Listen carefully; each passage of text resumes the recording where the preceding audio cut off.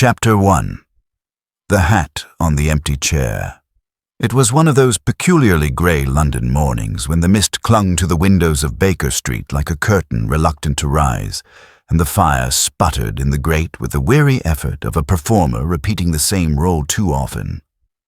I, Dr. John Watson, had risen earlier than usual, stirred not by any pressing engagement, but by that quiet restlessness that settles on a man in peacetime when all is too still. Sherlock Holmes, for his part, sat motionless in the armchair opposite mine, a long, pale forefinger pressed against his temple, his eyes half closed.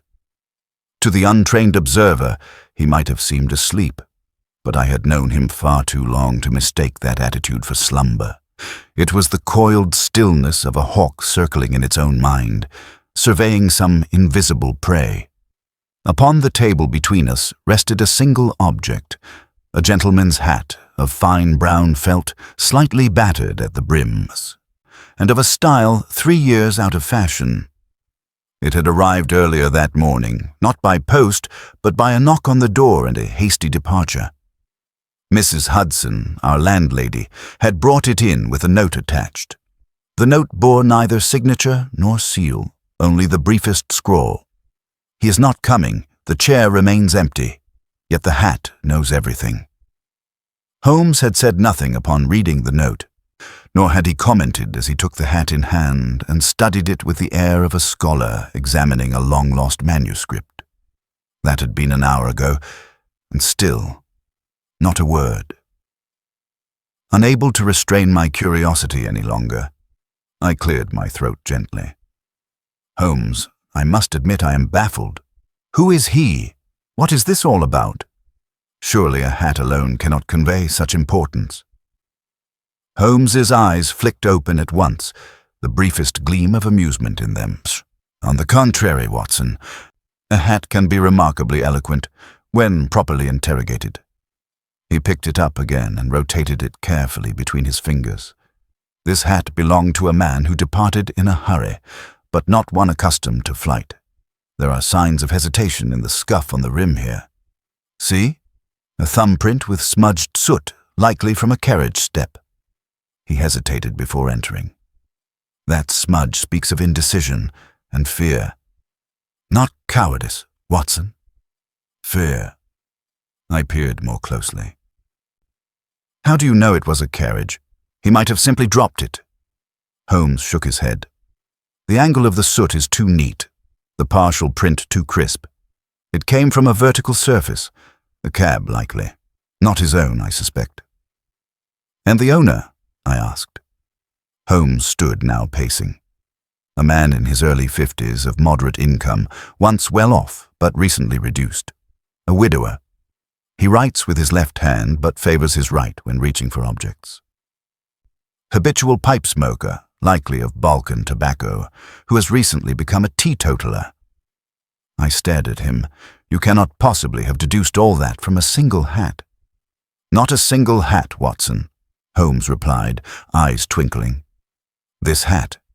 Observe. The lining is frayed at the back, but not at the sides.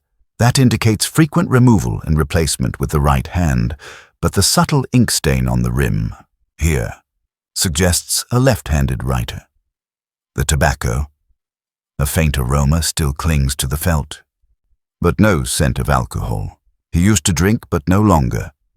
He returned to his chair and regarded me seriously. But it is not the owner of the hat that concerns me. It is the empty chair mentioned in the note. At that moment, a sharp knock interrupted us. Holmes raised a brow. Expecting someone? I asked. No, and yet I rarely expect anything, Watson. I simply observe. Mrs. Hudson entered, clearly rattled. Mr. Holmes, there's a constable downstairs. Says there's a matter of urgency, something very peculiar. Show him in, Holmes said at once. The constable, a young man with a flushed face and nervous manner, entered with cap in hand. He looked first at me, then at Holmes, before speaking in a low tone. It's a matter for Scotland Yard, sir, but Inspector Lestrade says if anyone can make sense of it, it's you. Go on, Holmes said simply. The constable swallowed. There's been an incident at the Royal Imperial Club. A gentleman was due to attend a private breakfast this morning, a Mr. Hector Smalls, director of the Eastern and Colonial Exchange. But when the staff entered the dining room, they found his coat over the back of his chair, his umbrella beside it, and his hat on the table. But no sign of Mr. Smalls.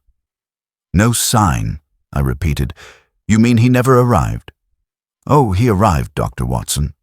According to 2 witnesses, he entered the room alone and closed the door behind him. But when they went in not 10 minutes later, he was gone. Vanished. Holmes leaned forward. The door was locked? Yes, sir. From the inside. They had to force it open. No windows, no other exits. Just one empty chair. And his hat. I looked at Holmes. An impossible disappearance. Holmes's smile was faint but unmistakable. My dear Watson, he said, rising, it would appear the game is afoot. Bring your coat. We are going to the Royal Imperial Club to make the acquaintance of an empty chair and a man who left his hat behind. And with that, we stepped once more into the fog-shrouded streets of London, unknowingly embarking on a case that would challenge even Holmes's singular genius, a puzzle not of blood or weapon, but of absence, silence, and the enigma of a gentleman's hat waiting in solitude. Chapter 2. The Door That Locked Itself. The Royal Imperial Club stood with austere dignity upon Pall Mall, its red brick facade half shrouded in London's sullen fog. As we arrived in our cab, the iron railings gleamed with recent polish, and the brass nameplate caught a dim flicker of morning light. It was the kind of establishment built not only to impress but to endure, where gentlemen of distinction spoke in hushed tones beneath oil paintings and thick carpets, and the air itself seemed composed of decades-old cigar smoke and the weight of confidential secrets. Holmes took in the exterior with a glance, then strode purposefully to the entrance, his eyes flicking to a pair of boot prints on the marble step. Barely visible, yet noticed all the same. Inside, we were met by a flustered man in a plum-colored waistcoat and morning band, who introduced himself as Mr. Ellicott, the club's assistant steward. He led us through the grand entryway and down a corridor lined with hunting trophies, his nervous speech tumbling over itself. I must apologize, gentlemen, for the disorder. Nothing like this has ever occurred at the Royal Imperial. Mr. Smalls was a long-standing member, highly respected. When he arrived this morning for his usual Wednesday breakfast, no one suspected. Well, that anything would be amiss.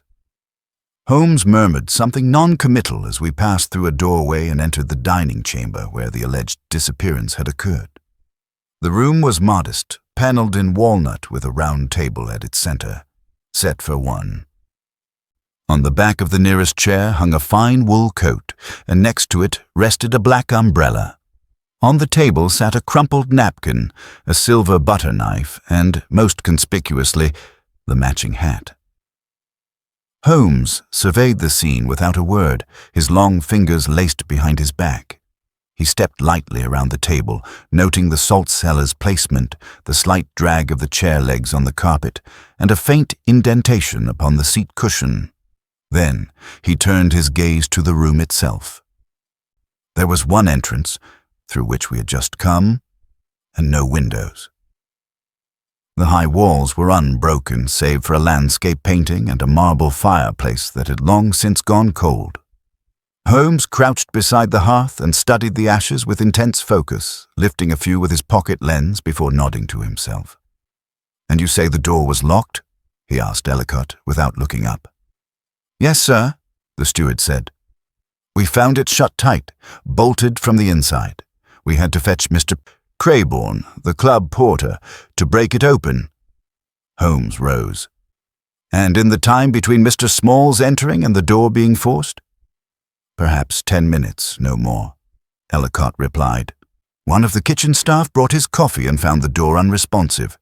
We assumed he had nodded off or dropped his cane. When we broke in, well, he was simply not there.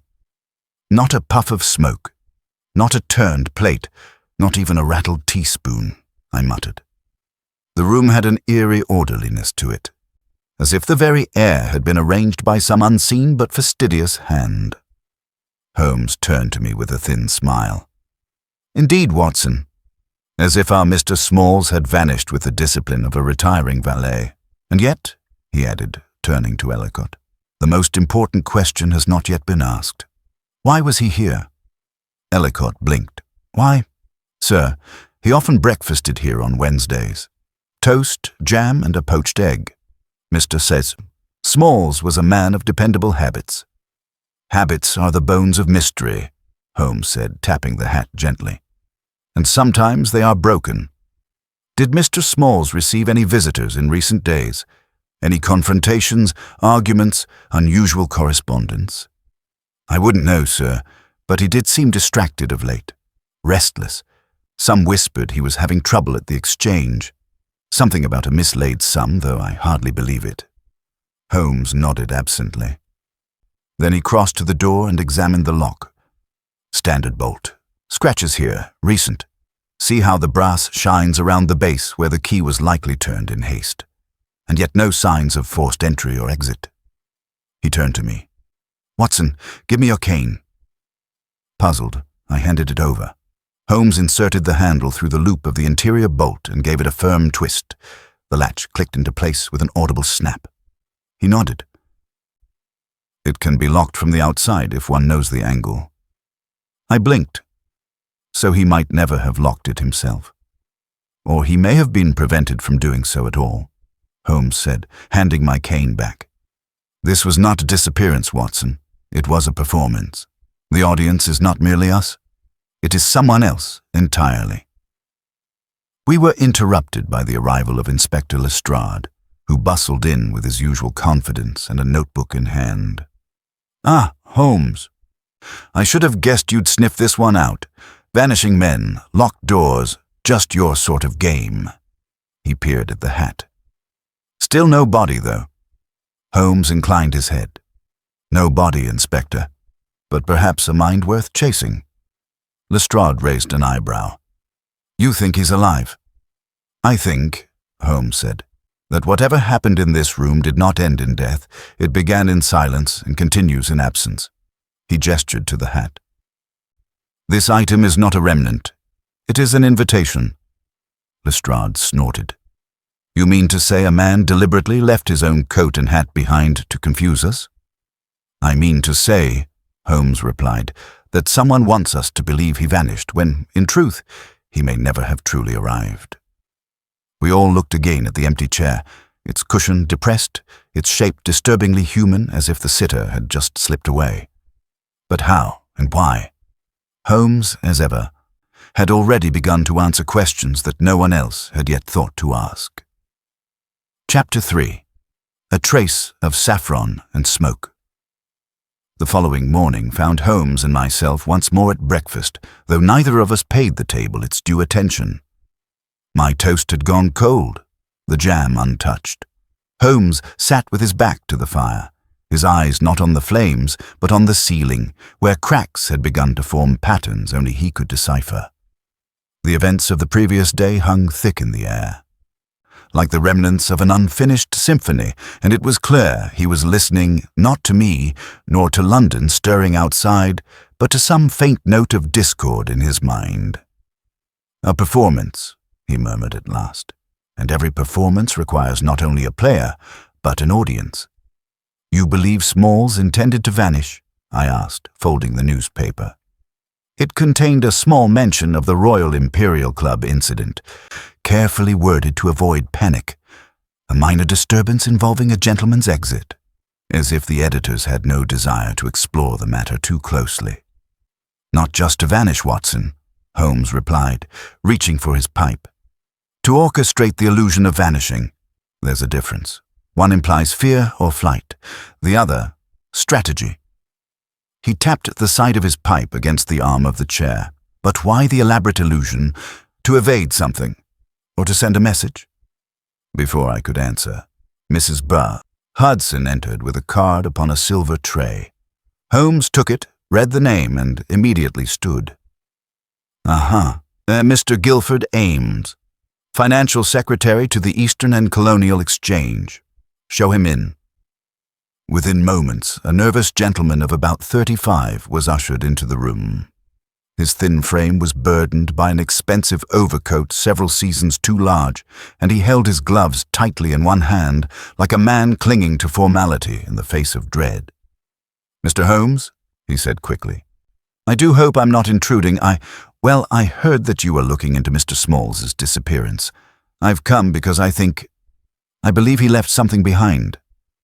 Holmes gestured to the chair by the fireplace. "Please, Mr. Ames, you have our full attention." The man seated himself, glancing at me briefly before focusing entirely on Holmes. "I work with Mr. Smalls, or did.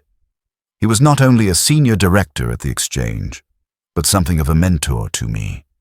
Over the past fortnight, he became distant, distracted. He would stare out of his office window for long stretches, cancel meetings, speak in riddles. Yesterday morning, shortly before he left for the club, he handed me a parcel, said it was to be delivered to his solicitor should anything strange occur." Holmes sat forward. "Have you opened this parcel?" "No, sir. I brought it with me." From inside his coat, he produced a flat wooden box, no larger than a ledger book, and passed it over. Holmes examined it carefully. The surface was plain oak, but the lock was sealed with red wax.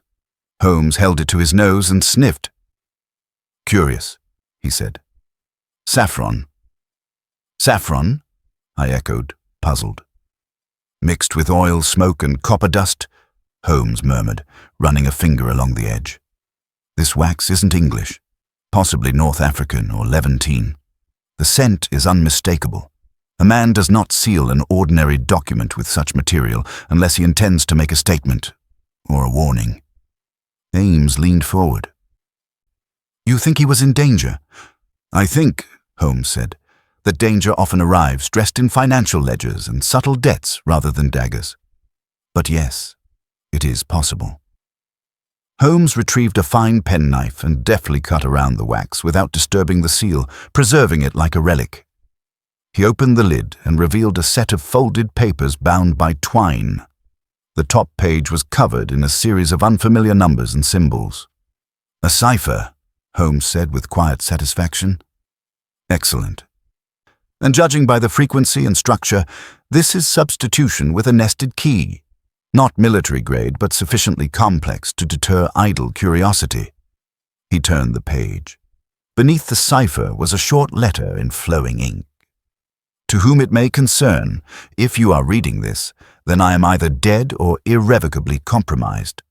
The matter concerns not only the exchange, but certain transfers routed through Marseille, Cairo, and—" Here the writing stopped abruptly. Holmes tapped the page. He was interrupted, or lost his nerve. I frowned. What possible transfers could connect Cairo, Marseille, and London? Are we talking of money laundering? "Or arms," Holmes said grimly, "or secrets far older than banks." He closed the box. "Mr. Ames, you've done well to bring this. It may prove essential. You said Smalls behaved strangely. Did he mention names?" "Only once," Ames replied. "He said, 'Tell them to look for the chair that always faces east.' I thought it nonsense." A private metaphor. Holmes stood. "There are no private metaphors in a staged disappearance, Mr. Ames. Only locked meanings waiting for the right key." He paced to the window, staring out into the mist. "Watson," he said at last, "do you recall the painting above the fireplace at the club?" "Yes," I said. "A landscape, autumn fields. Painted by an obscure French artist, Jules Ravard, known for inserting directional symbols into his art. If Smalls staged his exit there, he may have done so under that gaze for a reason." "You think it points east?" "I think," Holmes said, turning with sharp eyes, "it may point to the next move in this game, and I intend to follow it." With that, he snatched up his coat and strode to the door. "Come, Watson. The game grows warm." Chapter 4. Faces in the Gathering Fog. By the time we returned to the Royal Imperial Club that afternoon, the London fog had thickened to a clinging veil that seemed to muffle not just sound, but thought. The gas lamps flickered like uncertain sentries along Pall Mall, and the footfalls of passers-by melted into the mist before reaching our ears.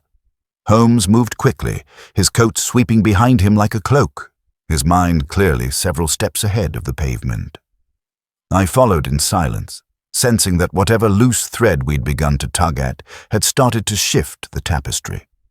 Inside the club, we were greeted not by the assistant steward, but by the porter, Mr. Crayborn, a stooped man with long grey whiskers and an expression of weary discretion. He led us not to the dining chamber, but instead to the lounge where, he explained, several regular members had gathered and were still discussing the matter of Mr. Smalls. The room was spacious and warmly lit, furnished with deep leather chairs and bookshelves heavy with volumes no one ever opened. A fire crackled in the hearth, its glow catching on the crystal decanters arrayed on the sideboard. There were 4 men seated there, each engaged in hushed conversation. As we entered, the room stilled. Holmes gave them a slight nod and introduced himself with effortless confidence, which had the immediate effect of breaking the frost.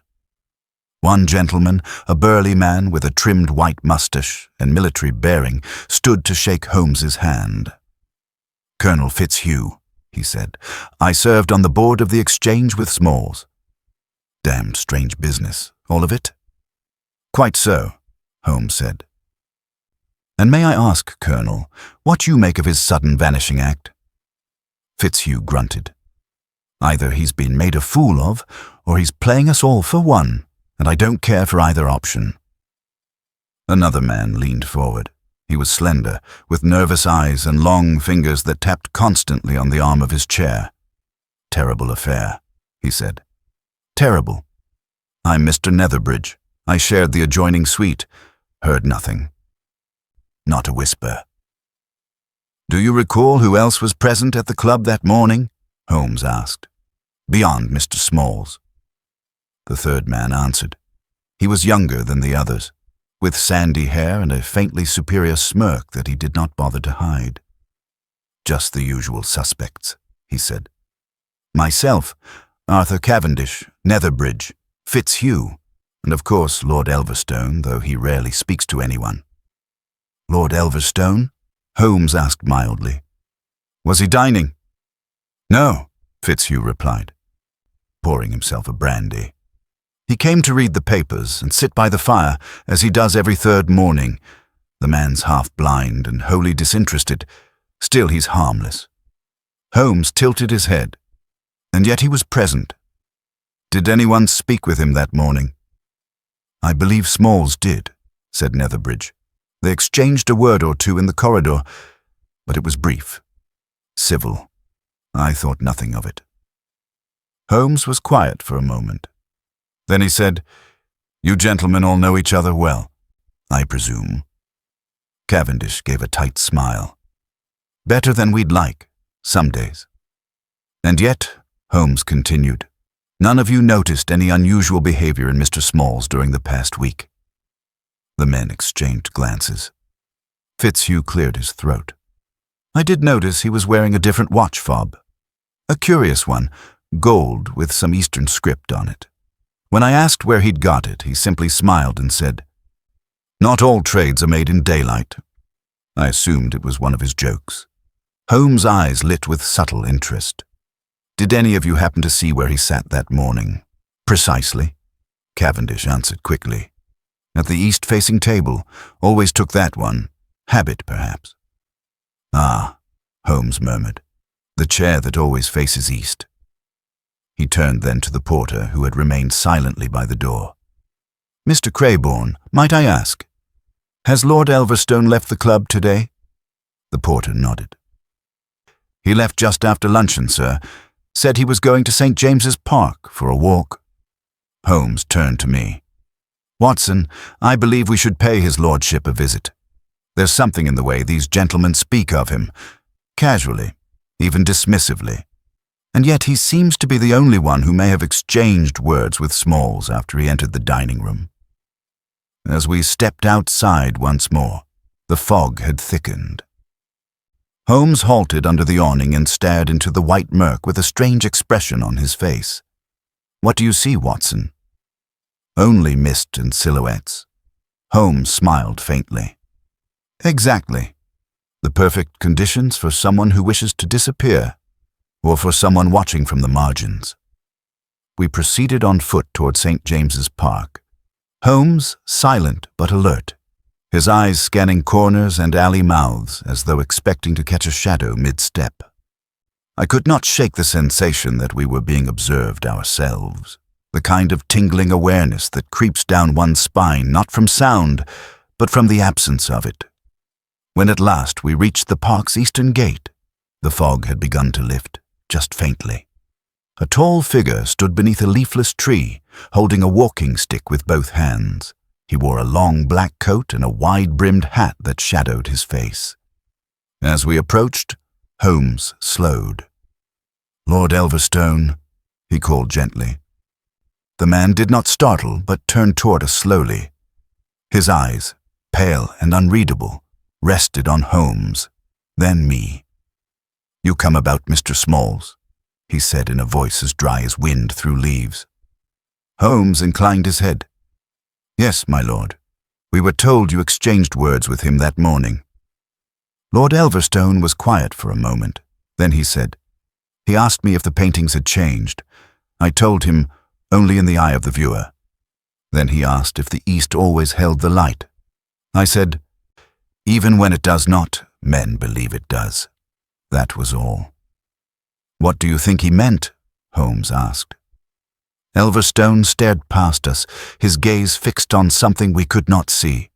"Some truths, Mr. Holmes, are only visible when the world is half obscured. Like now, like fog." He tipped his hat and turned away, walking deeper into the mist until he vanished from view. Holmes stood motionless. "The east always holds the light," he repeated. "And now, I believe I know where Smalls went. But the why remains a darker business." Chapter 5. The Man Who Read Ledgers, Backward. Our return to Baker Street was met by an unwelcome silence, broken only by the occasional creak of the building settling into its old bones. Holmes paced before the hearth, his arms folded behind him, the hem of his coat catching the light like a clock's pendulum. I sat in my usual chair, watching him carefully, noting the slight tension in his jaw, the kind he carried when a pattern had begun to form but remained just out of reach. Outside, the fog still draped London in a shroud, and its weight seemed to press against the very windows of our sitting room. Holmes finally stopped and turned to me. "There is something rotten, Watson, but not in the manner most crimes decay. This is not an act of violence, but of erasure. Smalls has not fled in fear. He has inverted his life, folded it inward like a cipher, one clue at a time." I leaned forward. "You believe he's deliberately gone underground?" "Not merely that," Holmes replied. "I believe he has reversed his narrative. Everything he left behind, hat, coat, appointment, was meant to be seen. But what of the things he took with him? What secrets did he carry, and what meaning lies in the chair that faces east?" He glanced again at the wooden box on the table, the one Ames had delivered. "We are dealing with a man who speaks in metaphors and acts in riddles. That is not common among financiers." We were interrupted by a knock at the door, and moments later, Mrs. Hudson entered bearing a note. Holmes opened it at once. The paper bore no signature, only a single line in looping black ink. "Find the man who reads ledgers backward. He knows where the shadow fell." Holmes' eyes flicked toward mine. A curious turn of phrase. "More metaphor." "Possibly," he said. "Or possibly code. Ledgers backward, not simply reversed numerals. Watson, it implies someone who does not accept the official record. A man who starts with loss and searches for cause rather than the other way round." I frowned. A forensic accountant. Too modern a term, but yes. Someone within the exchange, most likely, who challenges the accepted version of events. Within the hour, we found ourselves at the Eastern and Colonial Exchange, an immense stone structure nestled behind the Strand, its facade as severe as any court of law. Inside, the bustle of clerks and the soft rustle of paper formed a subdued symphony of order. We were met by a junior administrator who seemed startled by Holmes's directness when he asked to see the internal audit department. After a moment's hesitation, the young man led us down a back corridor and into a narrow office lined with cabinets. There, hunched over a ledger so large it threatened to consume the entire desk, sat a man of indeterminate age with wispy gray hair and wire-framed spectacles.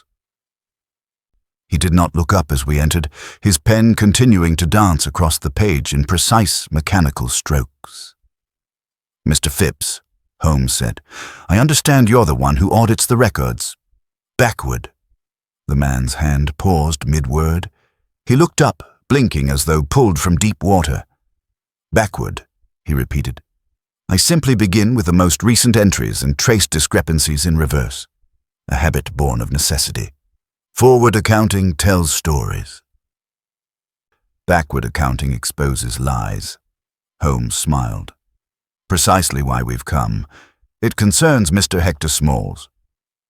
At the name, Phipps' face twitched slightly. He closed the ledger. He was troubled. I saw it in his entries. Transfers routed oddly. Patterns that didn't align. I questioned him last week in private. And what was his response? Phipps pushed his spectacles higher.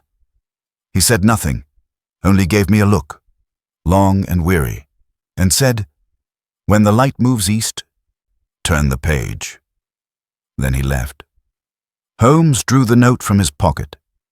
Where the shadow fell. "What kind of discrepancies did you find, Mr. Phipps?" Phipps stood and pulled a folder from a locked drawer. Inside were copies of wire transfers, bond movements, and investment slips, each bearing Small's signature but redirected through obscure banking houses in Tangier, Alexandria, and Trieste. They were legitimate on paper, he said, but the paths were deliberate. Like a man folding a map to conceal where he began. Holmes nodded. He was hiding something or someone. Phipps hesitated, then removed a final page. "There's one more thing." A name began appearing repeatedly across various bonds, one we've never seen connected to the exchange before. Caldera Trading, always just beneath the surface, never official. Holmes's face changed subtly. That name again. "You've heard it?" I asked. "Only once," Holmes said. "Years ago, in Cairo." A name whispered during an arms smuggling investigation, never proven, always floating just out of reach. Phipps folded his hands. "Do you think Mr. Smalls is dead?" Holmes shook his head. "No, but I think he has walked willingly into a shadow and left just enough light for us to follow." Outside the exchange, the afternoon had begun to dim. Holmes stood for a moment on the pavement, staring up at the smoke-choked sky. "Caldera Trading," he repeated. "That is not a financial institution. Watson, it is a door, and somewhere behind it, Smalls waits, either to be rescued or to be exposed." And with that, he turned into the crowd, leaving me to catch up as the fog swallowed Baker Street once more. Chapter 6. The Note That Wasn't Burned. The next morning dawned grey and unpromising, with a thin drizzle whispering against the window panes of Baker Street. Holmes stood at the hearth, one arm resting on the mantel. His eyes narrowed as if trying to read the shapes in the smoke that curled upward from his pipe. He had said little over breakfast, and I could sense the familiar tension gathering in him, the kind that appeared when facts accumulated like scattered pieces of a chessboard, and the position of the king had yet to be found. "Watson," he said at last, without turning, "there are times when disappearance is not a retreat, but a reshaping of one's shadow. Smalls is no longer where he was because he is trying to become someone else. But to do that, one must first erase the self. And yet, he left the faintest traces. I looked up from the morning paper. Traces were meant to follow. Or meant to mislead, Holmes said. That is what we must now determine. He reached for the sealed oak box that still sat on the table and examined the documents once more. The cipher was untouched, and the interrupted letter remained as stark as ever. Holmes tapped the page with his finger. Note the ink flow here. He stopped not because he was interrupted, but because he chose to. The sentence ends mid-word, yet the pen is lifted neatly. That suggests intention. He wanted to create the impression of urgency, but without panic. The staging is careful, Watson. Too careful. As we sat in contemplation, a rap came at the door, and Mrs. Hudson entered with a small parcel wrapped in brown paper. "Delivered by hand," she said. "No return address. Just your name, Mr. Holmes." He opened it at once. Inside was a single sheet of thick vellum, folded twice, and bearing the faint scent of pipe tobacco and something else. Saffron again. Holmes read it silently, then handed it to me. The writing was precise and elegant, unlike the note we'd received earlier. One man's truth lies buried in the ashes of another. Return to the fireplace. What was left was not by mistake. I looked up. The fireplace? At the club? Indeed, Holmes said, already reaching for his coat. I had suspected there was something off about the hearth. The fire had gone out, but the ashes were too neatly banked. Let us see if the past left behind a page or two. Within the hour, we were back inside the Royal Imperial Club, the porter Crayborn escorting us once again to the same modest dining room. The scene was unchanged, the same chair, the same worn carpet, the faint scent of cigars and old brandy lingering like ghostly conversation. Holmes went straight to the fireplace and knelt beside the grate. He produced a small pair of silver tongs from his pocket. Where he had kept such a thing, I had no idea, and began gently sifting through the fine layer of ash. For several minutes, there was nothing. Then he paused, narrowed his eyes, and withdrew a small, curled scrap of paper. He held it up with care. It was partially burned at the edges, but still legible. Do not trust Cavendish. Caldera is not what it claims. The shipment, there it ended, the rest scorched into blackness. Holmes handed it to me. The key word is shipment. You think it refers to arms? I asked. Or information? Caldera may be a shell, either for illegal trade or worse, a conduit for political secrets. Either way, Smalls was entangled and wanted out. And Cavendish. Holmes stood. That is our next destination. He spoke too readily, with too much charm, the kind of man who practices his reactions. It's time we test whether his story holds under pressure. We found Arthur Cavendish at his private residence near Kensington Gardens, a handsome Georgian townhouse with ivy climbing its stone walls. He received us with impeccable manners, though a slight flicker passed through his eyes when Holmes mentioned the note. "I've no knowledge of any shipment," he said, guiding us into a drawing room adorned with tasteful prints and a piano that looked well polished but untouched. Smalls and I spoke often, yes, but rarely about business. Holmes took a seat, uninvited. And yet your name appears on a burned warning left behind in a private fireplace. Curious, no? Cavendish's smile did not falter. Very curious indeed. I should like to know who placed it there. Or rather, who wants me to believe it was. Holmes tilted his head. You mean to suggest it's a forgery? I mean, Cavendish replied, that in matters involving missing men and invented companies, one should be careful which ghosts they trust. The room fell quiet. Holmes's eyes were sharp now, watching every shift of Cavendish's features. You seem to be well aware of Caldera trading. Cavendish didn't blink. I've heard the name. One hears many things in certain circles. Then perhaps, Holmes said softly, you'll tell us where the next shipment is headed. Or shall I ask Mr. Phipps at the exchange to supply the answer?" Cavendish's expression darkened just slightly. Then he rose, walking to the window. Smalls was meddling, that much I'll grant. But he didn't vanish because of me. If he's in hiding, it's because he finally understood that some ships don't return to port. They sink. He turned and fixed Holmes with a level gaze. "There's more at work here than your pipe smoke and puzzles, Mr. Holmes.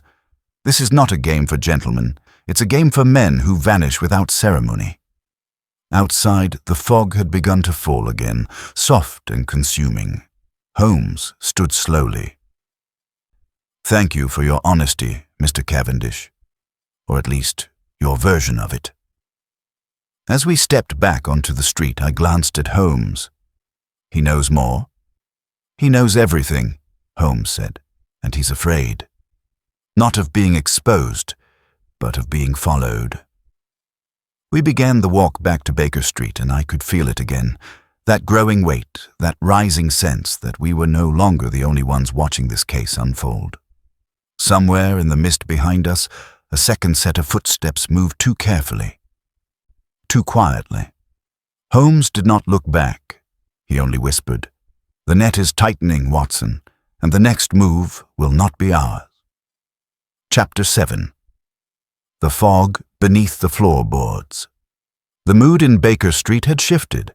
Gone was the relaxed tension of a case unfolding steadily in Holmes's favor.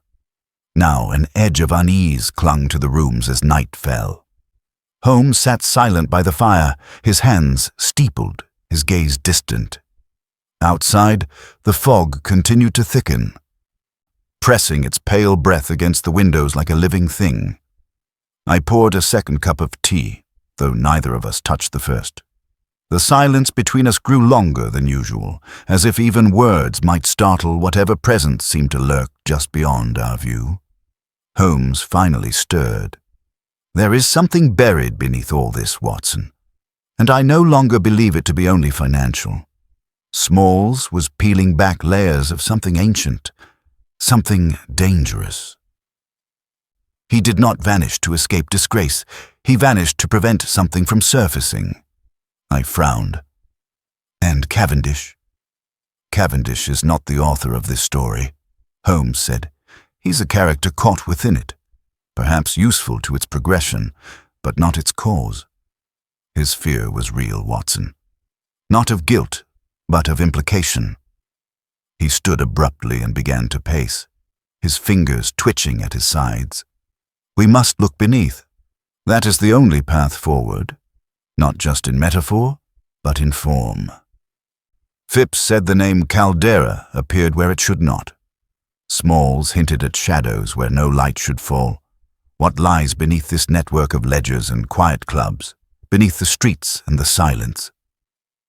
Before I could respond, there came a knock at the door, sharp, urgent, and unfamiliar. Mrs. Hudson was already in the hallway as Holmes opened it himself.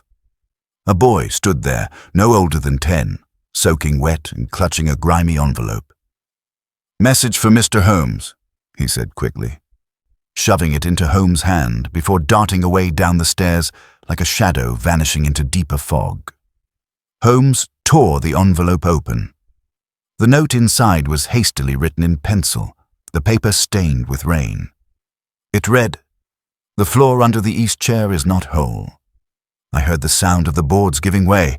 I dared not stay. "I do not know who follows you, but I know you are followed." Holmes read it twice, then looked at me. "Ames," he said. "Guilford." Ames must have returned to the club after we left, and he noticed something we missed. We lost no time. The cab ride was swift but tense, the fog now dense as wool, turning gas lamps into flickering ghosts and carriages into drifting phantoms. When we reached the Royal Imperial Club, the porter had already gone for the evening, and only the night steward remained, a sleepy-eyed man who barely registered our entrance. Holmes moved quickly down the corridor and into the dining room. The table still stood set, unchanged since the morning, and there, beneath it, the east-facing chair sat quietly, as though waiting for us. Holmes dropped to one knee beside it and knocked twice on the floorboards. There was a hollow sound, a slight echo where there should have been none. He produced a penknife and ran it along the edge of the carpet, pulling it back to reveal a narrow seam in the wood. "Help me, Watson," he said, and together we worked the board loose. Beneath, there was a shallow recess, not deep enough for a person, but certainly large enough for concealment.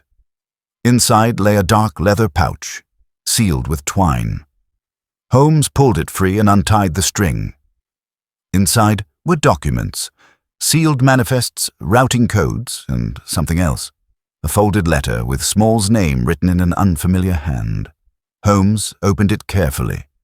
To Smalls, "The shipment from the port of Suez will arrive on the 17th. You will arrange discreet passage through the exchange under the agreed name. Failure to comply will place you in breach of the Circle, and the Circle does not forgive. You were chosen for your discretion. Do not forget that silence is the only currency we value."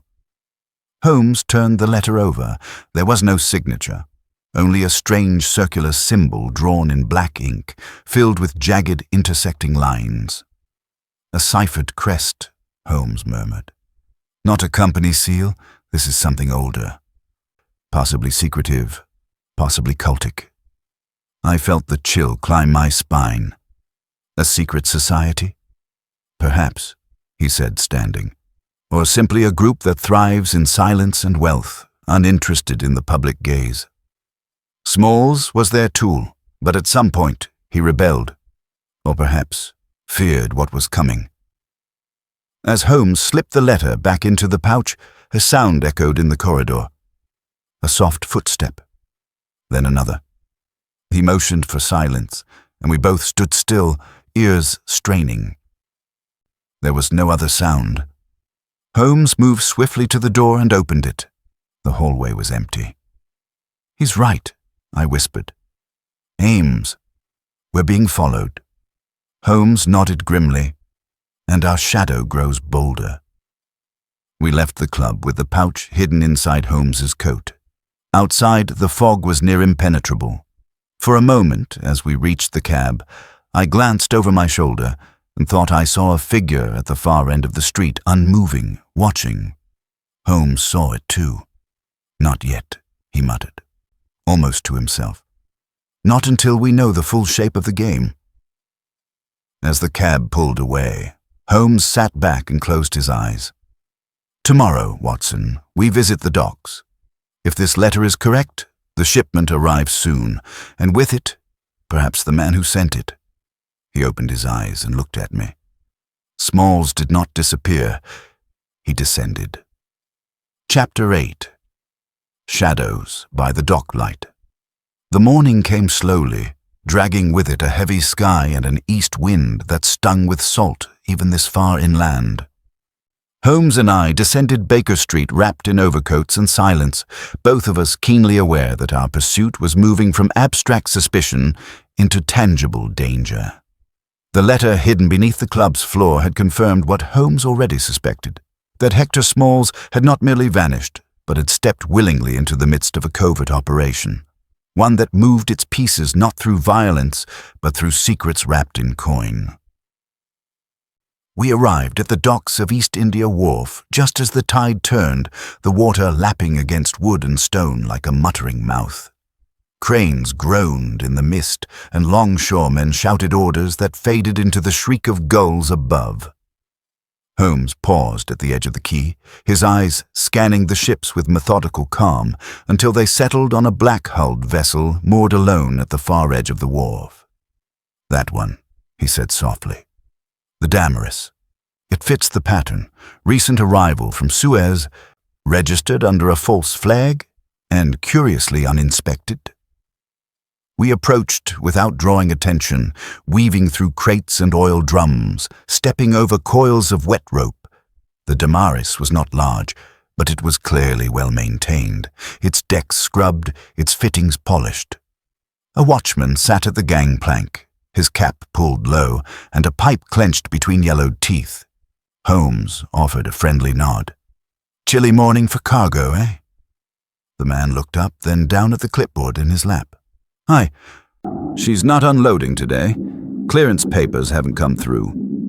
"Unusual," Holmes said, "for a ship that's been in port since dawn." The watchman squinted. "We're under instruction to wait."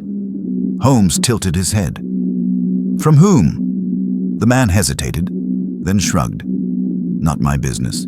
Just a name. Caldera Trading."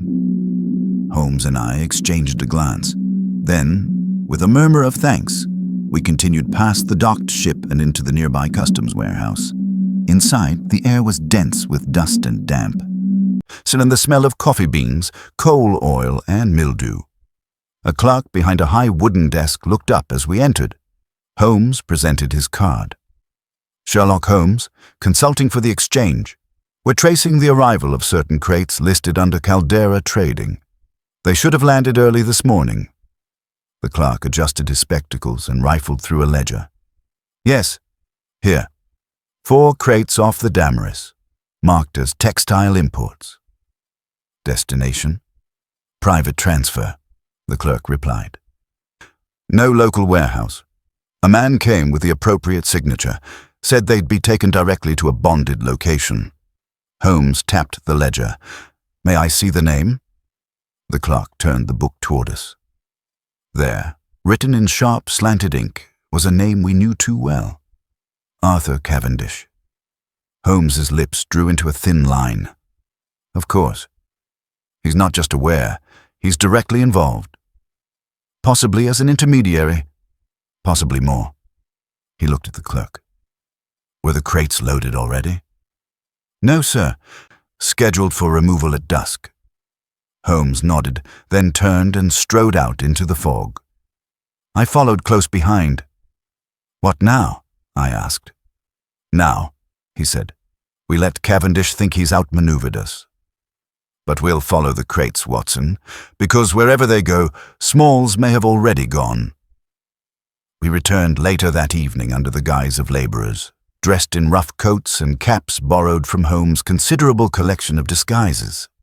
From behind the stacks of cargo, we watched 2 large wagons arrive. 4 men climbed down and began hauling the crates marked with the Caldera seal. Holmes tapped my arm. "Memorize the direction," he whispered, "and watch for any symbol, any mark at all." The wagons rolled out of the warehouse and into the thickening dusk. We trailed them in a hired cab at a distance, keeping just within view.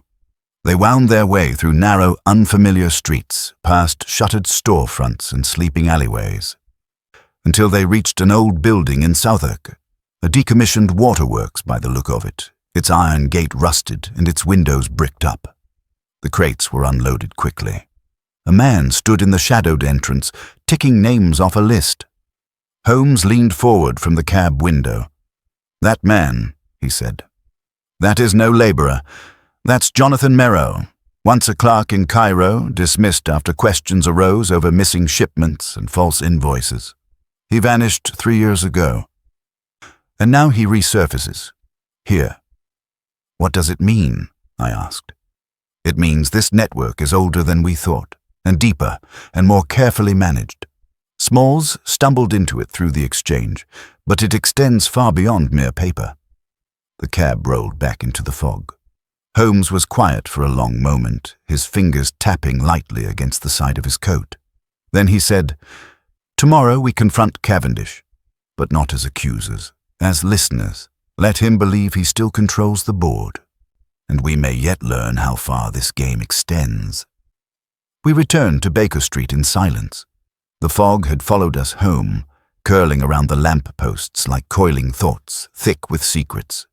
I could not shake the sense that we were no longer on the edge of something dangerous, but within it. Holmes stood at the window, watching the street below. "Smalls buried himself in silence," he murmured. "But silence, Watson, does not protect forever. Sometimes it only delays the scream." Chapter 9.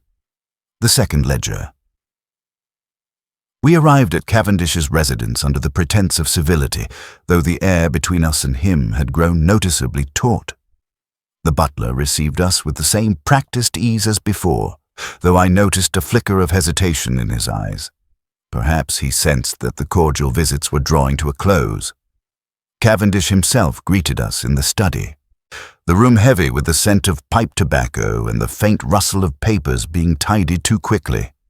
He wore a fine grey waistcoat and a perfectly affable expression, but something in his eyes had hardened. "Gentlemen," he said with a slight bow, "I was beginning to think you'd grown tired of my company." "On the contrary," Holmes said easily, "your name continues to turn up in the most fascinating places. It would be rude not to pay our respects." Cavendish gestured to the chairs. "Then by all means. I do so enjoy our conversations, even when they veer toward the pointed." Holmes settled in, his eyes not leaving Cavendish's face. "The shipment from the Damaris has already been removed. Your signature was on the ledger. An unusual transaction, is it not?" Cavendish took a slow breath. "My firm processes dozens of imports a month. I don't personally sign off on all of them." Holmes gave the faintest smile. "And yet this one bore your hand. Neatly written, sharp-angled, unmistakable. The same as on your club ledger." I checked. Cavendish leaned forward, his tone polite but with an edge beneath it. "Are you accusing me of something, Mr. Holmes?" "Not yet," Holmes replied.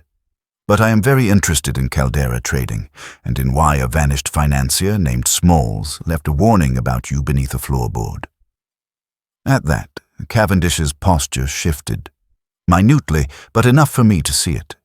The stiffness at the neck, the tightening of the jaw. "I've no idea what game Smalls was playing," he said after a pause. "He was unstable in the end, whispering to shadows, fearing things that may not have existed. I tried to help him once." "By helping to cover the existence of an untraceable trade route?" Holmes asked mildly. "Or was your role more supervisory than secretive?" Cavendish stood and crossed to the fireplace, gazing into the unlit grate.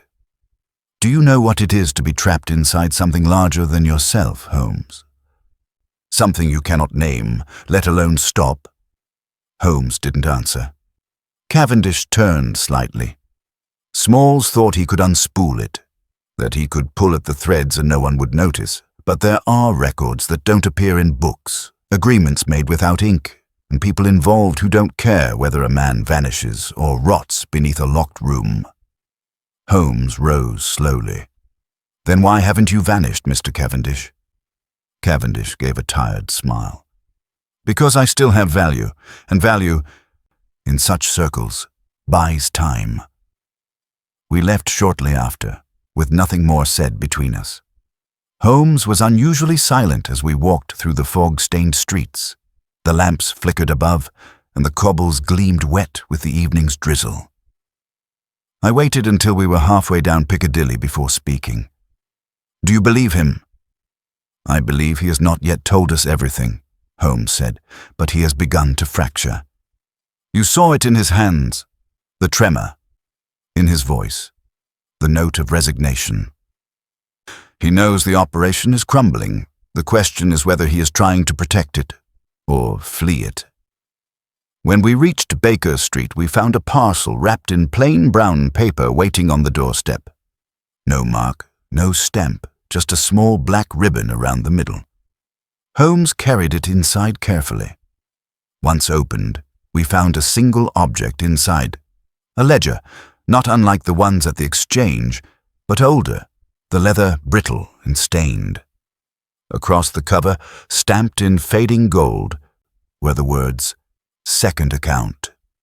Inside were entries unlike anything I had seen. Shipments with no ports, values listed not in pounds or shillings, but in symbols, triangles, circles, and crossed lines. Names were absent, replaced by initials and single letters. At the bottom of each page was the same looping insignia, the one from the note beneath the floor.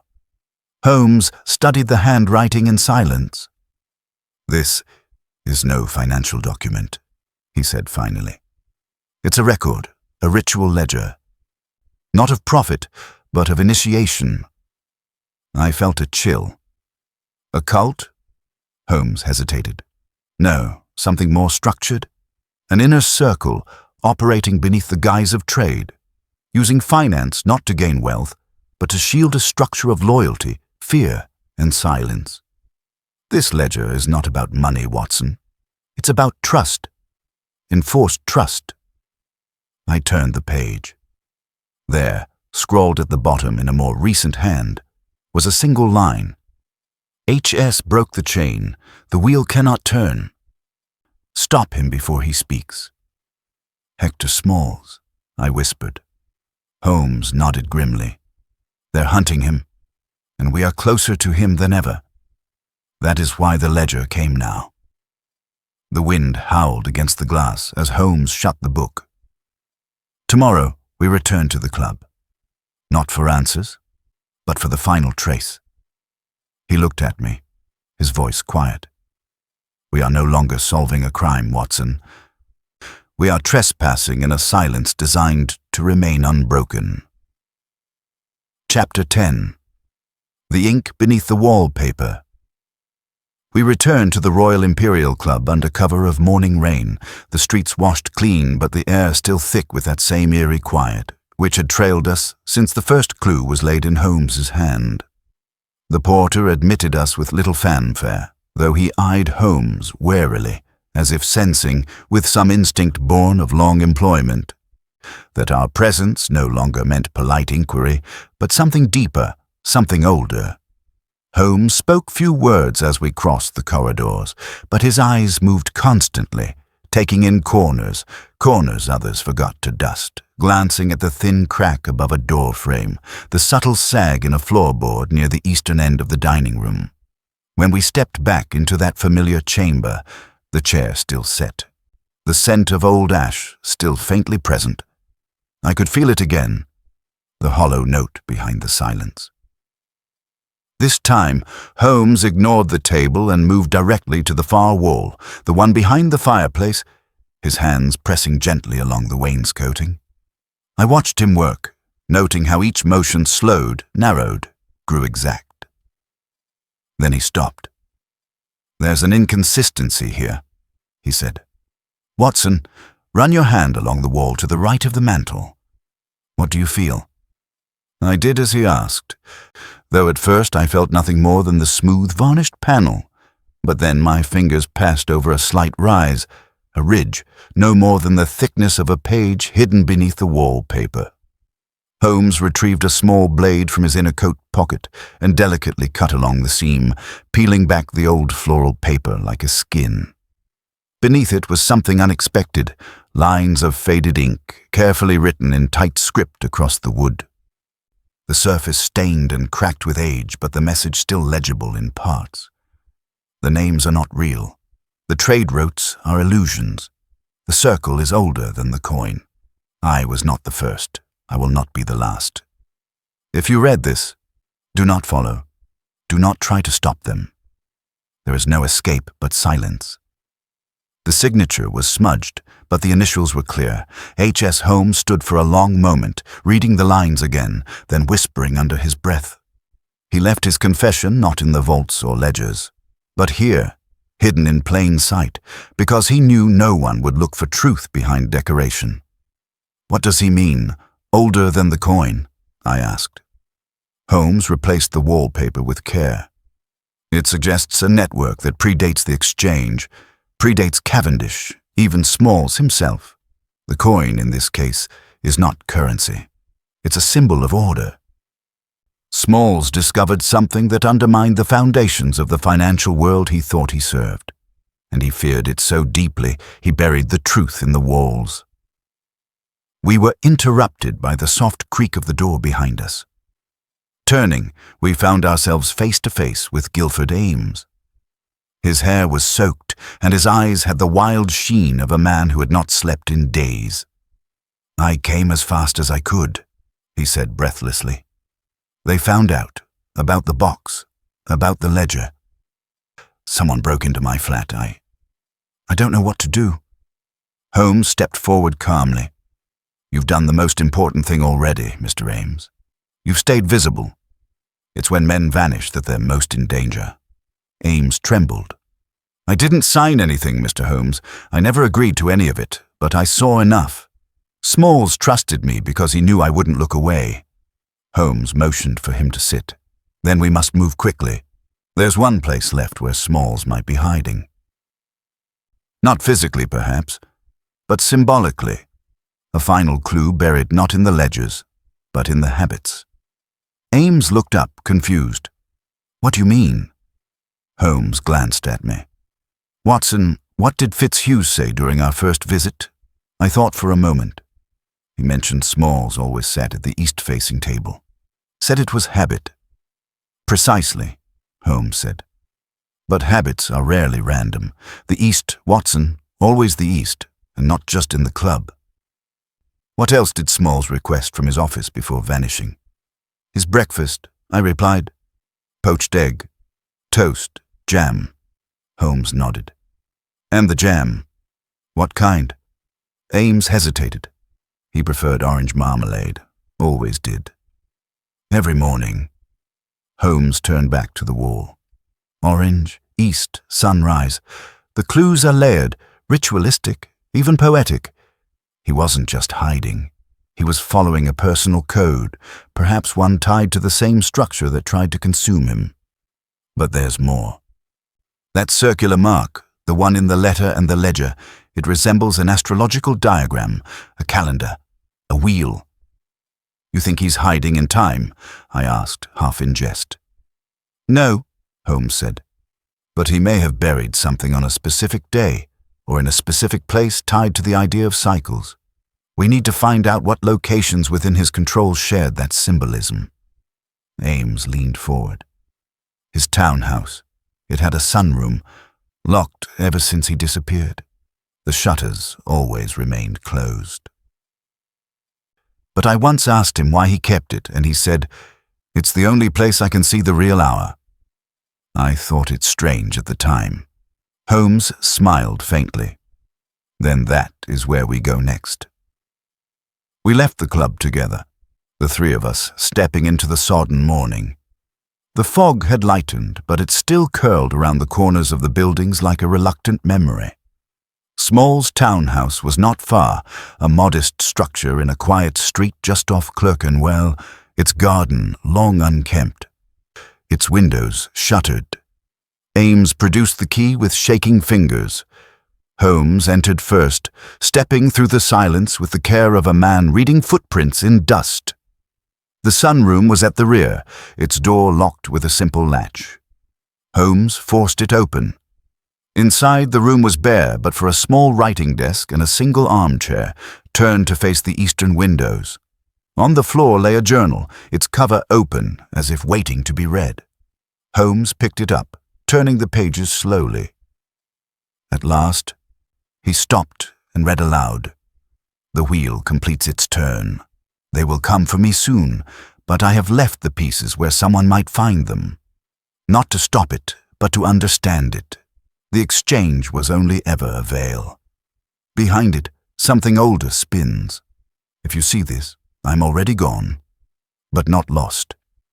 Holmes closed the book. "Now we know," he said softly. Smalls didn't vanish. He withdrew, to become the last witness to something no one dared name. Outside, the sky was breaking into light, faint and cold, and we were deeper than ever in the shadow of a truth too old for ink, too large for ledgers. Chapter 11. The Circle, unseen. We left Small's townhouse with the journal tucked carefully beneath Holmes's coat, the damp morning pressing against our backs like the weight of a closing door. The streets were mostly quiet, but not comfortably so. There was something in the air now, a sharpness beneath the drizzle, as though the very city had grown watchful. Holmes walked with brisk purpose, his gaze low, thoughts furrowed deep into some unseen design. I kept pace beside him, waiting for words that didn't come. Only when we were within view of Baker Street did he finally speak. "Smalls left a trail not of breadcrumbs, Watson, but of echoes, and they all resound in the same pattern. He wasn't warning us away, he was showing us how to listen." Inside, we found the fire still warm and Mrs. Hudson fussing quietly with the day's tea things. Holmes waved her off, then sat heavily in his chair and placed the journal on the table. "He used this room," he murmured, thumbing through the pages again, "as a kind of refuge, not from the world, but from the distortion of it. See here." He marks dates obsessively, always the 17th, and always a symbol next to each. A ring, a key, a flame. These are not mere thoughts, these are triggers. Ritual points. I leaned in, studying the curling script. He repeats the word circle again and again, sometimes in English, sometimes in Latin, and once here, I believe this is Greek. Holmes tapped the page. The ancient alphabets are often used to encode cycles. Smalls clearly believed he'd uncovered something ancient, some pattern hidden beneath the trades, the debts, even the geography of the exchange. Perhaps a group or a belief system or both. And he feared its awakening. Before I could answer, there came a knock at the door, not loud, but deliberate. Holmes stiffened, and I felt it too. Something in the rhythm, the precision of it. He moved to answer, but I rose with him. When the door opened, it revealed a tall man in a black coat with a collar turned high, water beading on his shoulders and hat. He stepped inside without waiting to be invited. "I am known to you," he said to Holmes, voice smooth as stone, though we have not spoken before. Holmes shut the door calmly. "Then speak now." The man removed his hat, revealing a face not young, but not old, clean-shaven, eyes too pale to pin to a single color. "You have touched the edge of something you do not understand. I come not to threaten, but to advise. Leave the matter of Hector Smalls to silence."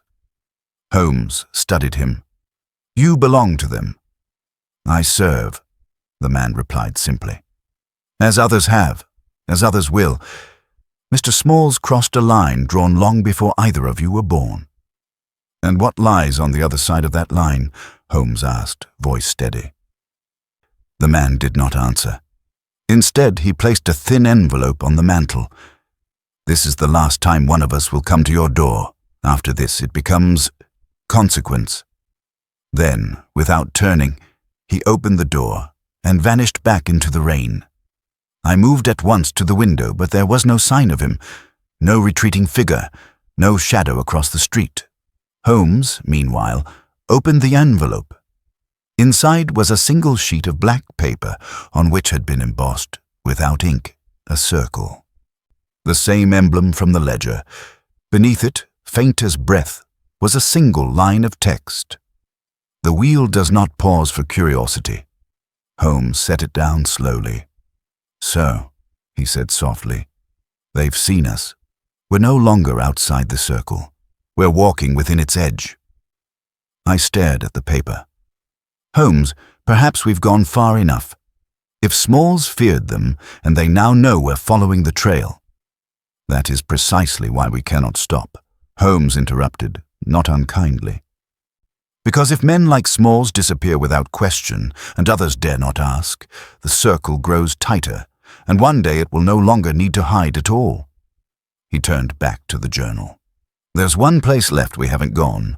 Smalls wrote of it cryptically, the chamber below the ledger, where the past is weighed. I believe he meant the sub-basement of the exchange, the old vaults. Few remember them. Fewer enter." "But won't we need permission?" Holmes smiled faintly. "We won't ask." That night, under cover of the storm, we returned to the Eastern and Colonial Exchange, slipping past its closed gates with the ease of practiced familiarity. Holmes had a key, a skeleton cut he claimed was once used for architectural access during renovations. We descended the service stairs, our footsteps echoing against stone and riveted metal. The lights grew dimmer the deeper we went, until the last corridor ended in a bolted iron door. Holmes knelt and examined the lock. "Not original," he murmured. "Recently changed. Someone's been down here since Smalls disappeared." He opened the door with a careful twist, and we stepped into a vaulted chamber lined with dust-covered cabinets. At its center stood a table, and on it, an open ledger, untouched by time, the air around it unnaturally still. Holmes stepped forward, but I caught his arm. "Do you feel that?" I asked. Yes," he said softly. As if the room were holding its breath. He moved to the ledger and turned a single page. The entries were handwritten in an old script, but the names were familiar, not surnames, but symbols we had seen before. The ledger bore no financial totals, only dates, locations, and the same emblem. The circle. "These are not transactions," Holmes whispered. "These are initiations, each marked with a location, a season, and a witness." One of the final entries caught our eyes. It bore the name Hector S., and beside it the witness line was left blank. Holmes stared at it for a long moment. "He never completed the initiation," he said. "He fled before the final act."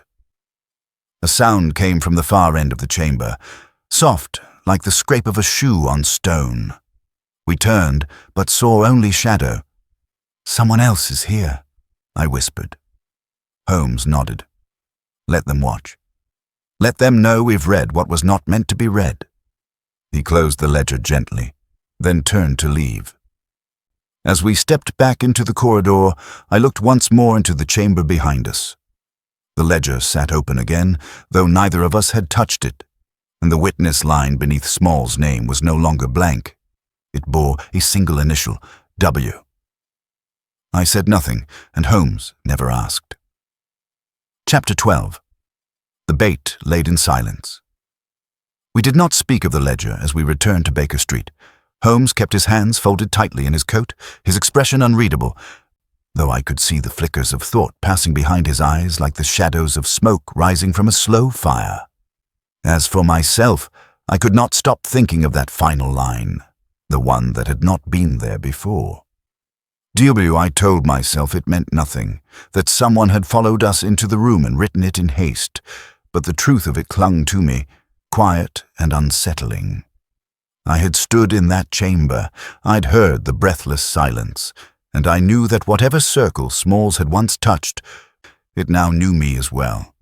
Holmes, as ever, seemed to feel no fear, but I knew him too well to mistake calm for indifference. He was not finished yet. The following morning passed in near total silence. Holmes declined his usual breakfast, took no interest in the Post, and only stirred when the fire grew low. Then, without warning, he stood, crossed to the table, and unrolled a city map. His fingers traced a route from the Exchange to the club, then from the club to Small's townhouse, and then finally to the waterworks in Suffolk, where the crates from the Damris had been taken. He drew a faint circle with his pencil, connecting all the locations. "It is a ritual," he said at last. "Not in the mystical sense, but in the psychological. These men move not by convenience, but by pattern. They mark spaces. They anchor meaning to place. Smalls saw the pattern and stepped into it. And now we must do the same." I stepped closer. "You mean to reenact his movements?" Holmes nodded. "Precisely. But with one difference. We won't follow. We'll lead. We draw them to us." He turned to the cabinet, removed an old leather satchel, and began to fill it with false documents, copies of Small's ledger entries, and one page from the original journal. He then sealed it with a red cord, the same color as the wax that had sealed the first box delivered to us. When he finished, he placed it on the table. "This," he said, "is the bait." I stared at it. "And where do you intend to leave it?" "At the club," Holmes said. "In plain sight. A private reading room is reserved for me this afternoon. I'll make certain the bag is visible, unattended, as if briefly forgotten. Whoever moves to take it will not do so openly. They'll wait, watch, and if we're correct, they'll send someone who does not appear in any ledger at all." The trap was set within the hour. The bag, filled with convincing but false records, was placed beside Holmes's chair in the club's Eastern reading room. He remained in his seat with a book open before him while I lingered just outside the frosted glass door, watching the corridor. The afternoon ticked by slowly. A butler came and went. A few members passed through. But then, as the lamps were lit and the light dimmed, a man appeared who had not been seen before. He was tall and nondescript, with a long black coat and a limp that seemed too deliberate to be genuine. He paused at the door, glanced once toward the bag, and then stepped away. 10 minutes later, Holmes exited the room and joined me in the corridor. "Did you see him?" I nodded. "He didn't touch it." "He will," Holmes said. "But not while we're near. Come, let us circle back in half an hour. If I'm right, the bag will be gone." We took a short walk around the block. The fog had returned, thicker this time, crawling along the paving stones like a living tide. I said nothing. Holmes was humming quietly, a low tune I did not recognize. When we returned to the club, the reading room was empty. The bag was gone. Holmes smiled faintly. "Good. Now we wait." That wait ended faster than either of us expected. Within 3 hours, just past midnight, a note was slid under our door. Holmes read it without expression, then handed it to me. "You've trespassed too far. The ledger has closed. The circle does not forget." The paper bore no name. But it was wrapped around something, an old club token engraved with Small's initials. "They know we planted it," I whispered. "They were always going to know," Holmes said. The point was not to deceive. It was to provoke. He moved to the fireplace and stirred the coals to life. "Watson, do you remember the ledger entry we saw last? The one bearing Small's name?" "Of course," I said. "And the witness line?" Holmes nodded. There was another detail. The location listed beside it. The tower. I blinked. "You don't mean the Tower of London?" "No," Holmes replied. "Something less grand, more hidden. There's a disused bell tower just behind St. Dunstan's, long abandoned. It was used in the past as a watch point during the fires. It is, in the shape of this circle, the final point." He turned to me with sudden intensity. "That is where we go. Not to find Smalls, but to find whoever stepped into the space he left behind." And with that, he donned his coat, extinguished the lamps, and led me into the fog once more, toward a bell that no longer rang, and a tower where silence had grown too loud to ignore. Chapter 13. The final attempt. The bell tower behind St. Dunstan's stood like a crooked sentinel in the early hours before dawn, its stone blackened by soot and rain, its spire a silhouette against the thinning night. Fog curled low along the ground, and the silence surrounding it was not the ordinary hush of sleeping London. It was deeper, heavier, as though sound itself dared not climb those worn stone steps. Holmes and I approached slowly, our footsteps softened by the wet cobblestones, our breath visible in the chill. He said nothing as we reached the iron gate, which hung slightly ajar. Rust streaked along its hinges like dried blood. Holmes pushed it gently, and it creaked open with a long, reluctant groan. The interior was dark, the air damp and close. Somewhere far above I could just make out the shape of the bell, silent for decades, and the twisted, narrow staircase that wound toward it like a spine. Holmes reached into his coat and produced a small lantern, shielding its light with a handkerchief as he lit it.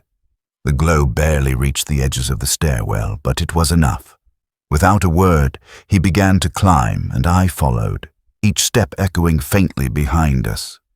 The stone walls narrowed as we rose, the scent of mildew and old ash growing stronger. Once or twice, we paused to listen, but there was no sound, only the breathing of the tower itself, slow and damp. At last, we reached the upper landing. It was a small circular chamber, open to the bell's frame above, the wooden beams warped and creaking with age. A single broken window looked out over the city's rooftops, but only fog could be seen beyond it. Holmes raised the lantern. In the center of the floor sat a wooden crate, smaller than those we'd seen from the Damaris, but bearing the same cryptic emblem, the circle with its jagged inner lines. A thin layer of dust suggested it had been placed recently but not disturbed. Holmes stepped forward, crouched beside it, and gently opened the lid. Inside was a collection of documents, maps, copies of ship manifests, and beneath them, something wrapped in oilcloth. Holmes pulled it free and unwrapped it slowly, revealing a book bound in dark leather, much older than the ledger we had seen in the exchange vault. Its pages were thick and brittle, and the script within was not in English. Latin, perhaps, or something older. Symbols repeated throughout the margins, rings, intersecting lines, even small illustrations of what appeared to be towers, trees, and fire. Holmes turned page after page, each one more obscure than the last. "This is no ledger," he whispered. "It's a manual, a record of belief, possibly ritual." He stopped at one page and studied it closely. Then he nodded. "Here. The witness. It appears again and again, always beside a date and a place. Not just someone who sees, but someone who completes. Someone chosen." I felt the chill return. "Holmes, if Smalls refused to become a witness, then who took his place?" Before he could answer, a sound echoed from the stairs below, a soft footfall, deliberate, slow. Holmes extinguished the lantern. The chamber fell into darkness.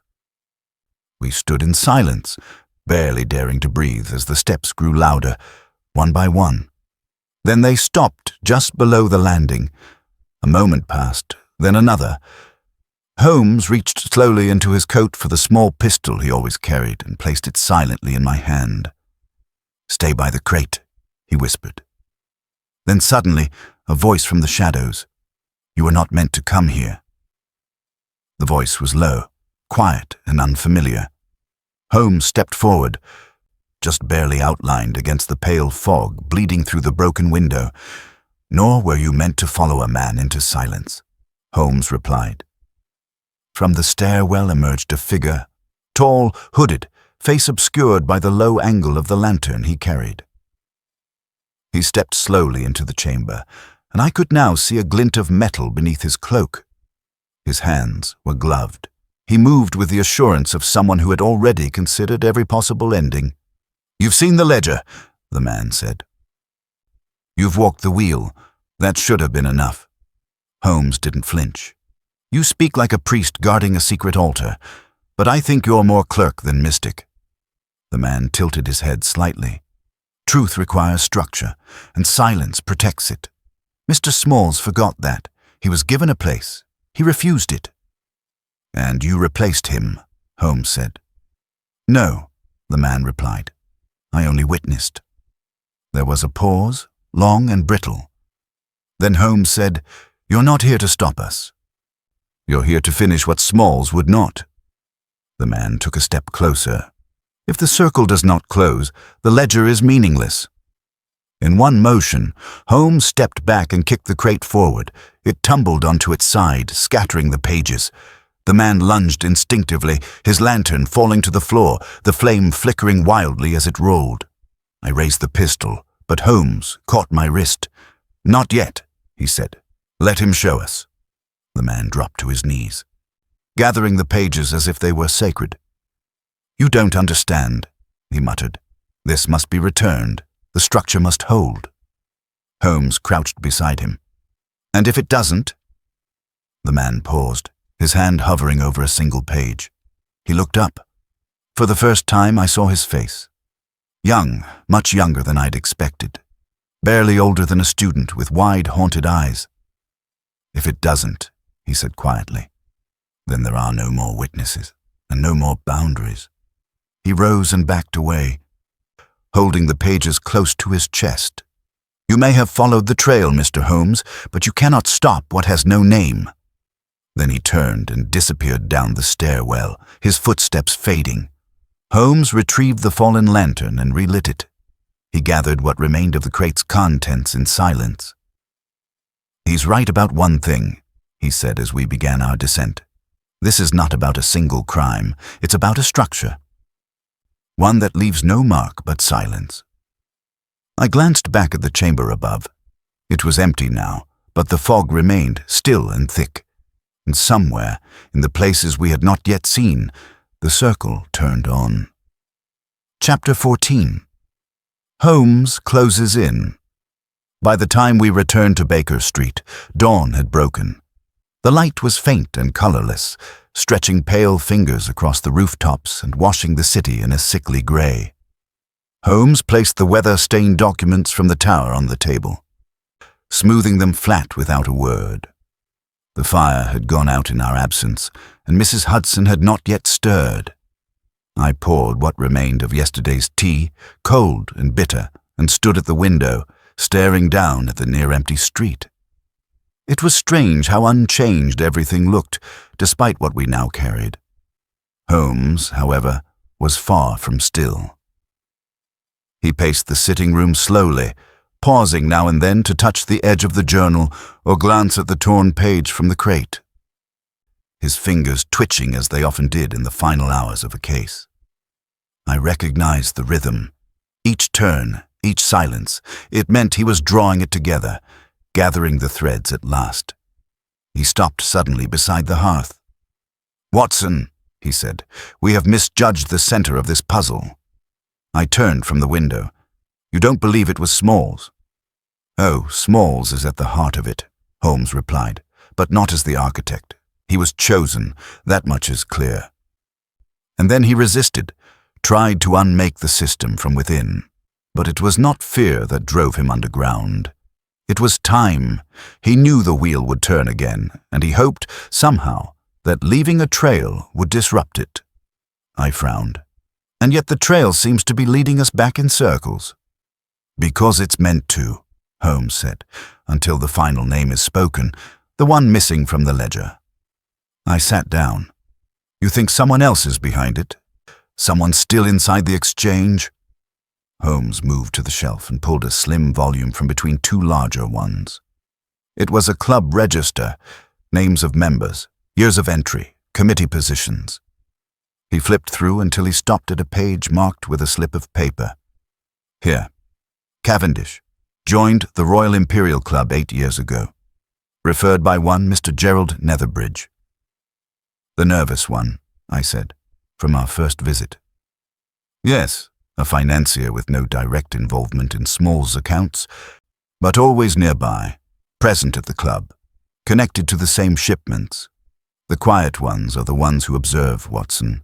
Witnesses who don't act until they must." I stood and leaned over the page. "You believe Netherbridge is the one behind it all?" "I believe," Holmes said slowly, "that he has been more than a passive observer. Perhaps not the founder of the circle, but its steward, its memory.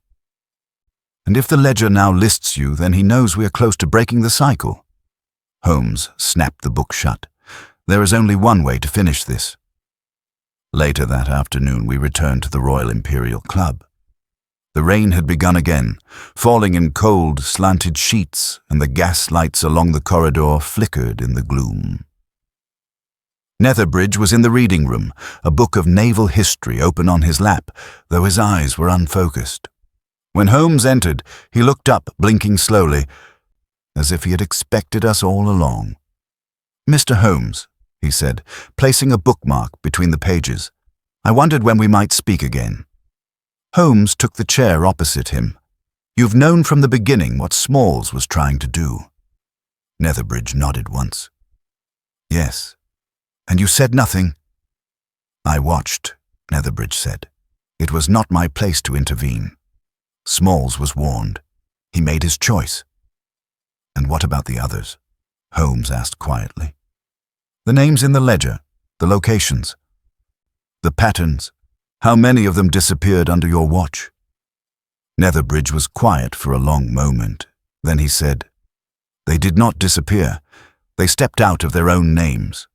That is the only way to preserve the order." Holmes leaned forward. "And the order is worth more than the truth?"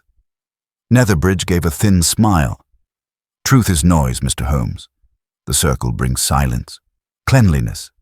No scandal, no confusion, just continuity. But at what cost? I asked. Netherbridge looked at me, then past me, toward the rain beyond the window. Smalls tried to leave a record, and so did others before him, but the ledger always absorbs them in the end. That is its design. Holmes reached into his coat and pulled out a folded page from the journal found in the sunroom. He placed it on the table. He left this, and more. We found the hidden notes, the false walls, the crate in the tower. For a moment I thought Netherbridge might show surprise, but instead he reached into his own jacket and drew out a key, small, blackened with age. He placed it next to the paper. "The vault," he said simply, "at the southern end of the exchange, beneath the original records. What you've seen so far is only the surface." Holmes stared at the key. "You're giving it to me?" "I'm finishing my part," Netherbridge said. "The next step is yours. But if you go down there, know this. It does not end with a name. It ends with a choice." He stood and walked out of the room without another word. Holmes picked up the key, turning it over in his fingers. "The wheel may yet break," he said quietly, "but only if we understand what it truly guards." And with that, we stepped once again into the fog, carrying a key to something buried not just beneath the floor, but beneath the quiet face of everything we had once trusted. Chapter 15. The Vault Beneath the Truth. The rain had hardened to a steady downpour by the time we reached the southern wing of the Eastern and Colonial Exchange. It struck the windows in sheets, making the vast building seem like it had retreated into itself, stone soaked through with secrets. The halls inside were nearly silent now, the hour late enough that most of the clerks had departed. Holmes moved with purpose. Netherbridge's key wrapped in a strip of oilskin and tucked securely in his pocket. He said nothing, though I could feel the tension in his gait, the kind that came not from uncertainty, but from the heavy knowledge that the last door in a case was about to open. We descended a narrow staircase behind the records office, each step groaning beneath our weight, the gaslight above casting long shadows that bent with every turn. At the bottom was a corridor I had never seen before, lined with iron panels and soot-darkened pipes, the floor slick with water leaking from somewhere unseen. We passed through a small arch and reached a door unlike the others, low, reinforced, and without a handle. Only a keyhole, faintly rusted, stared back at us like an old eye waiting to be turned. Holmes knelt and inserted the key. There was resistance at first, but then a soft click, and the door creaked inward, revealing a chamber lit only by the dim glow of a single lantern left burning on a hook. The room was round and low-ceilinged, the stone damp and close, and it bore the chill of places long sealed. At its center stood a long table covered in velvet, and on that table, spread like a map, were dozens of documents, diagrams, and worn volumes stacked in deliberate order. Around the edges of the room were more of the same, shelves filled with coded ledgers, parchment scrolls with ribbon seals, and boxes marked only with symbols. The circle emblem appeared again and again, not boldly, but like a watermark, embedded, hidden, quietly watching. Holmes stepped forward slowly, eyes scanning every line and edge. "This is it," he said. "The core. Not just the record of an organization, Watson. A memory, a doctrine. This is the archive of the circle." I moved to the table and picked up one of the volumes. It was filled with lists, not of transactions, but of names. Names struck through in black, others underlined in red. Some bore dates beside them, some only symbols. "Are these the initiated?" I asked. Holmes nodded. "And those crossed out? Perhaps defectors, witnesses who broke silence." I turned another page. "Look here, this name, H. Smalls. He appears again, and beside him, A.W." Holmes came to my side. "A.W.," he repeated. Arthur Wilton Cavendish. Not just a participant. He was the handler, the intermediary. That's why he lied. He wasn't trying to stop us. He was trying to delay us. We kept reading. Entry after entry detailed years of clandestine transfers, not merely of money, but of influence.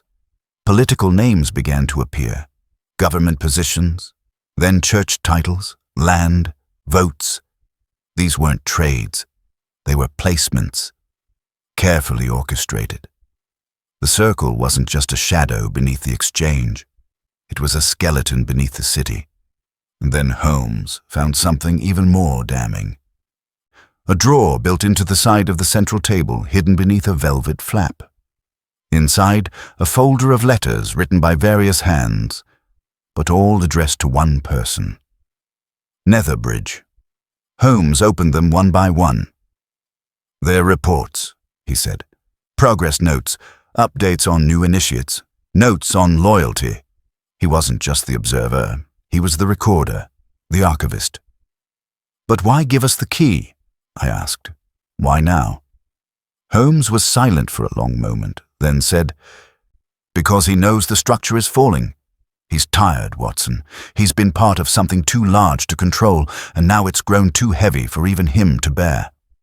Suddenly, from above us, a sound, a faint clang, metal on stone, then another, footsteps, not rushed but measured, coming down the stair. Holmes turned down the lantern. "We're not alone." We waited. The steps drew closer. Then, at the edge of the light, a shadow filled the archway. But it was not Cavendish, nor Netherbridge. It was a woman. She stepped into the chamber with calm grace, her dark coat soaked through, her hair pinned back, her eyes steady. She looked first at Holmes, then at the table, then at the circle emblem carved into the stone above us. "You were never meant to come here," she said quietly. Holmes did not move. "And yet here we are." "You've seen the record," she said. "That cannot be undone, but it can be contained." "You mean buried?" Holmes said. She stepped closer. "Do you know why the circle endures, Mr. Holmes? Because it adapts, because it survives exposure. It thrives on discretion, not denial. If you leave now, it will forget your name." Holmes tilted his head. "And if I stay?" The woman was silent. Then she placed something on the table, a small black token, not marked with a letter, but with an eye. "You've already been watched. Now you've been counted." She turned and walked away, leaving only damp footprints behind her. We listened as her steps faded into silence. Holmes looked at the token. "It's an invitation, or a warning." I stared at him. "What will you do?" He looked at the shelves, the ledgers, the doctrine of decades, then back at me. "What I always do," he said. "I will tell the truth. But not today." And with that, he took one ledger under his arm, blew out the lantern, and we left the vault behind, its secret still whispering in the dark beneath London's polished face. Chapter 16. The Final Gathering. It was nearing midnight when we returned to Baker Street, the rain easing to a steady whisper against the windows. The fire had been laid but not lit, and for a while we said nothing, content only to listen to the quiet. Holmes sat in his chair, the ledger taken from the vault resting on his lap, unopened. His expression was unreadable, neither triumphant nor disturbed, only still as though he had reached the eye of something long circling. I poured us each a brandy, though neither of us touched it. My mind remained heavy with what we had seen. Not just a conspiracy, not merely a cabal of shadowed men, but a system, a pattern that did not depend on belief to exist. It thrived on forgetfulness. It used silence like a weapon, and now we had stepped fully into its line of sight. Holmes at last broke the silence. "The ledger names 5 surviving stewards, 5 who know the full structure. Cavendish, Netherbridge, Merrow from the docks. The fourth, likely the woman from the tower, and the fifth, unnamed. A placeholder, perhaps a roll passed down. He tapped the spine of the book. But they are not hidden now. We have flushed them out by forcing their hand. This token, he said, producing the black disc marked with the eye, was not a gesture of mercy. It was a summons. I frowned. To what? To be judged, Holmes said. To be observed, and perhaps, if we're clever enough, to observe in return. I leaned forward. You believe they'll come together again? They must, Holmes said. They are many things, but disorganized is not one of them. Their strength lies in cohesion, not chaos.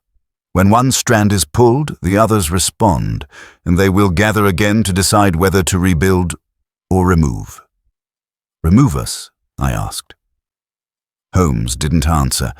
Instead, he rose and crossed to the window, pulling aside the curtain just enough to peer into the fog. The final movement is about perception, Watson. We've seen too much, but we've also seen just enough to change the balance, if we choose the moment correctly. I felt a chill at those words. Then what do we do? Holmes turned. We prepare for the last meeting. The following day was slow, filled with subtle preparations. Holmes sent 3 notes by hand, one to Netherbridge, one to Cavendish, and one to a solicitor's office whose name I did not recognize. He said nothing of their contents. I observed him as he moved through the rooms, gathering files, folding copies of the documents we'd found, and placing them into an envelope marked only with the seal of the exchange. At noon, he received a reply from Netherbridge, 2 words on a torn piece of club stationery. The crypt. Holmes said only, "It's a location." And then we were on the move again. We arrived at dusk at the church of St. Bartholomew the Less. It stood quiet, almost withdrawn behind its high stone walls, the evening mist curling over the slate roof. The church had been closed for repairs, the gate chained, but Holmes had already arranged passage through the rear vestry. Inside, the air was dry and ancient, scented with wood polish and stone dust. We descended into the crypt by candlelight, our footsteps echoing between the tombs and bricked arches. At the far end of the crypt stood a table, and around it, waiting, were 4 people. Cavendish, his expression hard and unreadable. Netherbridge, more gaunt than before, his hands folded with restraint. The woman from the tower, her eyes cool and distant, and a 4th man, older than the others, seated slightly apart, face shrouded in the collar of his coat. Holmes approached without pause and placed the envelope on the table. "You know what this contains," he said. "And you know that if anything happens to me, or to Dr. Watson, it will be sent to a dozen institutions before dawn." The older man spoke first. His voice was quiet, crisp. "You presume we fear exposure?" "No," Holmes said. "I presume you fear attention. A circle survives because it turns without friction. We are that friction now." There was a long silence. Then the woman spoke. "Why are you here, Mr. Holmes?" "To offer closure," Holmes replied. "The ledger ends with Smalls. His rebellion failed, but his trail didn't. It led to me, and I offer you a choice." Cavendish scoffed lightly. "A choice?"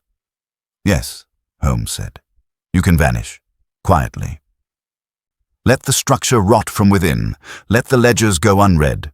Or you can strike, silence us, try to clean the trail, and in doing so, draw every curious eye in London to the very thing you tried to hide." The older man looked at the envelope. "You intend to blackmail us?" "I intend," Holmes said coolly, "to outlast you." Netherbridge stood slowly. The circle cannot be undone by force. It fades only by abandonment. That is what Smalls believed. That is what you believe. Holmes inclined his head. "And so?" Another silence passed. Then the woman stepped back from the table and nodded to the others. Without another word, they filed past us, leaving the envelope untouched. The fourth man lingered. He met Holmes's gaze one last time and said, "We won't meet again." And then he, too, vanished into the crypt's shadows. Holmes and I stood in the dim silence for a moment longer, the candlelight trembling across the ancient stone. I felt the weight of the decision that had just passed, a silent ceasefire, a fracture in something unnameable. As we stepped back into the night air, Holmes exhaled deeply. "There's no arrest," he said. "No trial, no public unveiling, but something ended in there, Watson." I looked at him. "And what begins?" Holmes looked up at the moon through the mist. "That," he said, "depends on who keeps watching." Chapter 17. Outcome and Justice. The following days passed with an eerie stillness, as though the city itself were holding its breath. London, for all its unrelenting noise and life, felt somehow paused, its motions unchanged on the surface, but with a subtle fracture beneath. Holmes returned to his routines with deliberate calm. He played the violin late into the evening, skimming bow over strings like he was drawing patterns in fog. He read through half a dozen journals, took 2 clients with minor domestic disputes, and even commented dryly on a poorly written editorial in the Times. And yet I could see that the case of Hector Smalls had not left him. It hovered just behind his eyes, unspoken but present. As for me, I felt the weight of what we had witnessed more each day. There was no closure in the conventional sense, no arrests, no triumph, no lines crossed out in final ink. But something had shifted. The silence we had entered now echoed with possibility, and I found myself wondering not if we had won, but if we had survived. It was on the 5th day after the crypt that we received word of the first consequence. The Morning Post brought with it a narrow envelope addressed to Holmes in an unfamiliar hand. He read it quickly, then passed it to me without comment.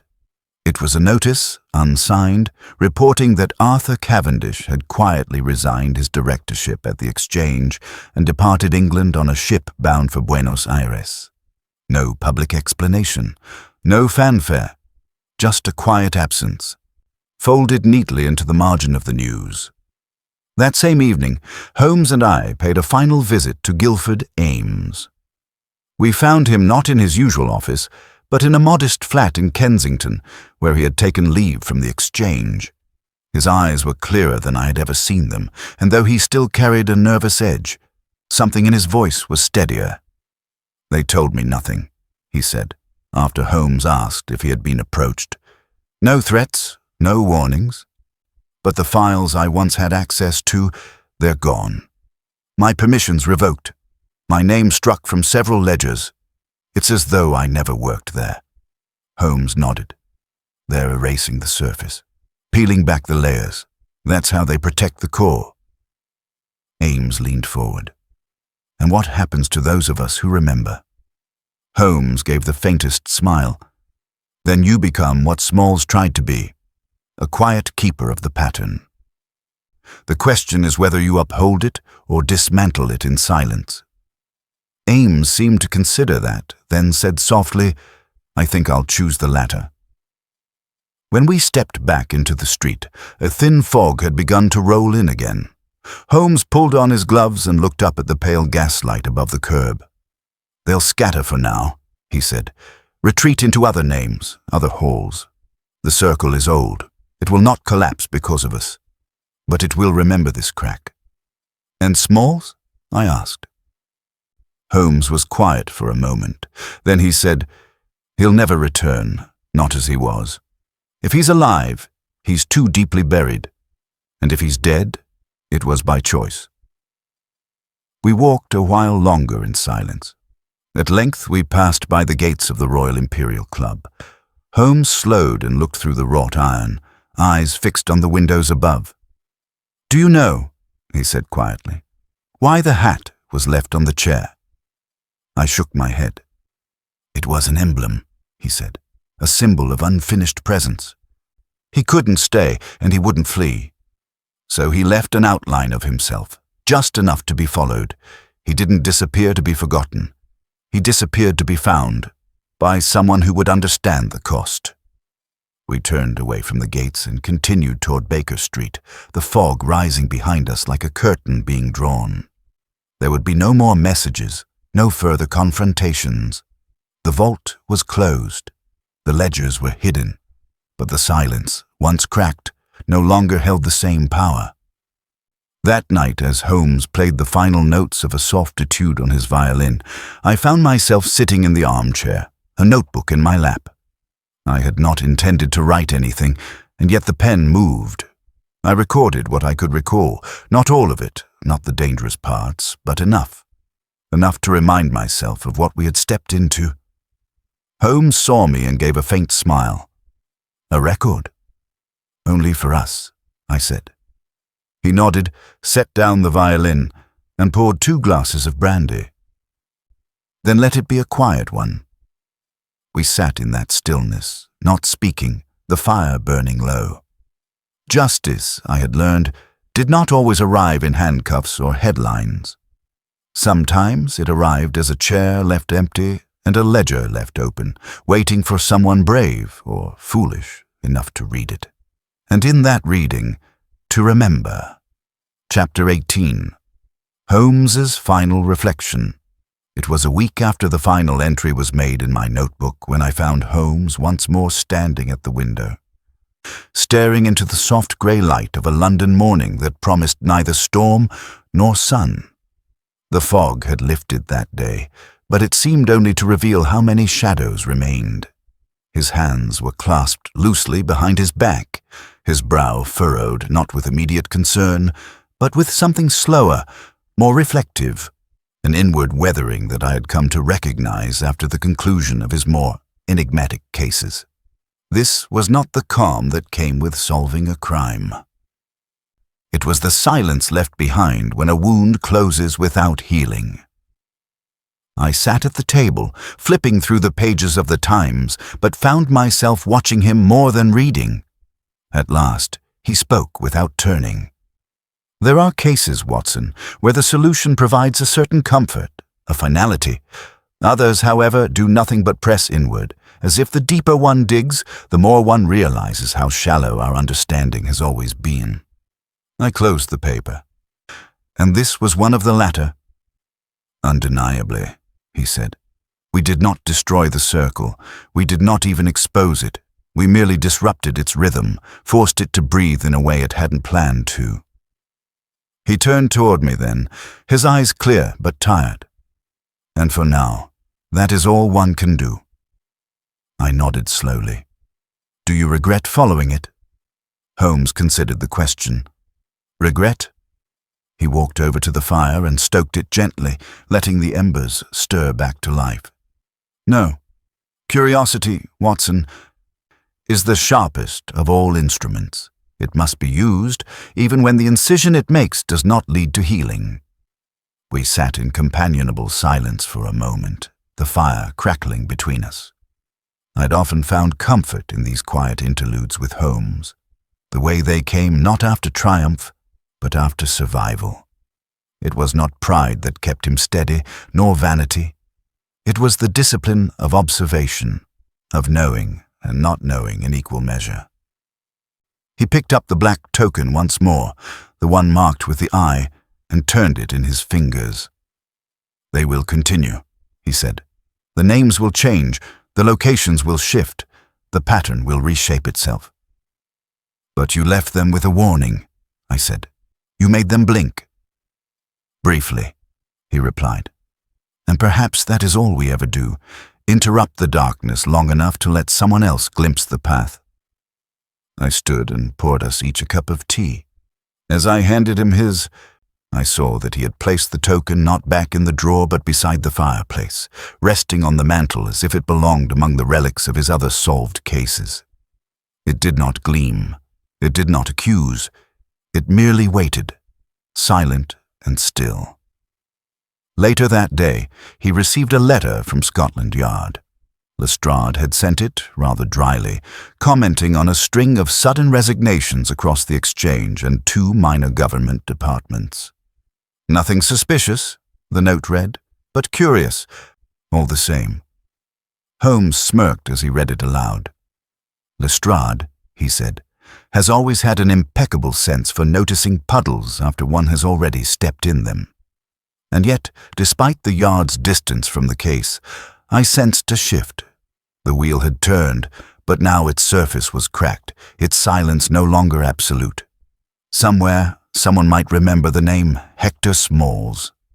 Somewhere, a clerk might question a missing ledger.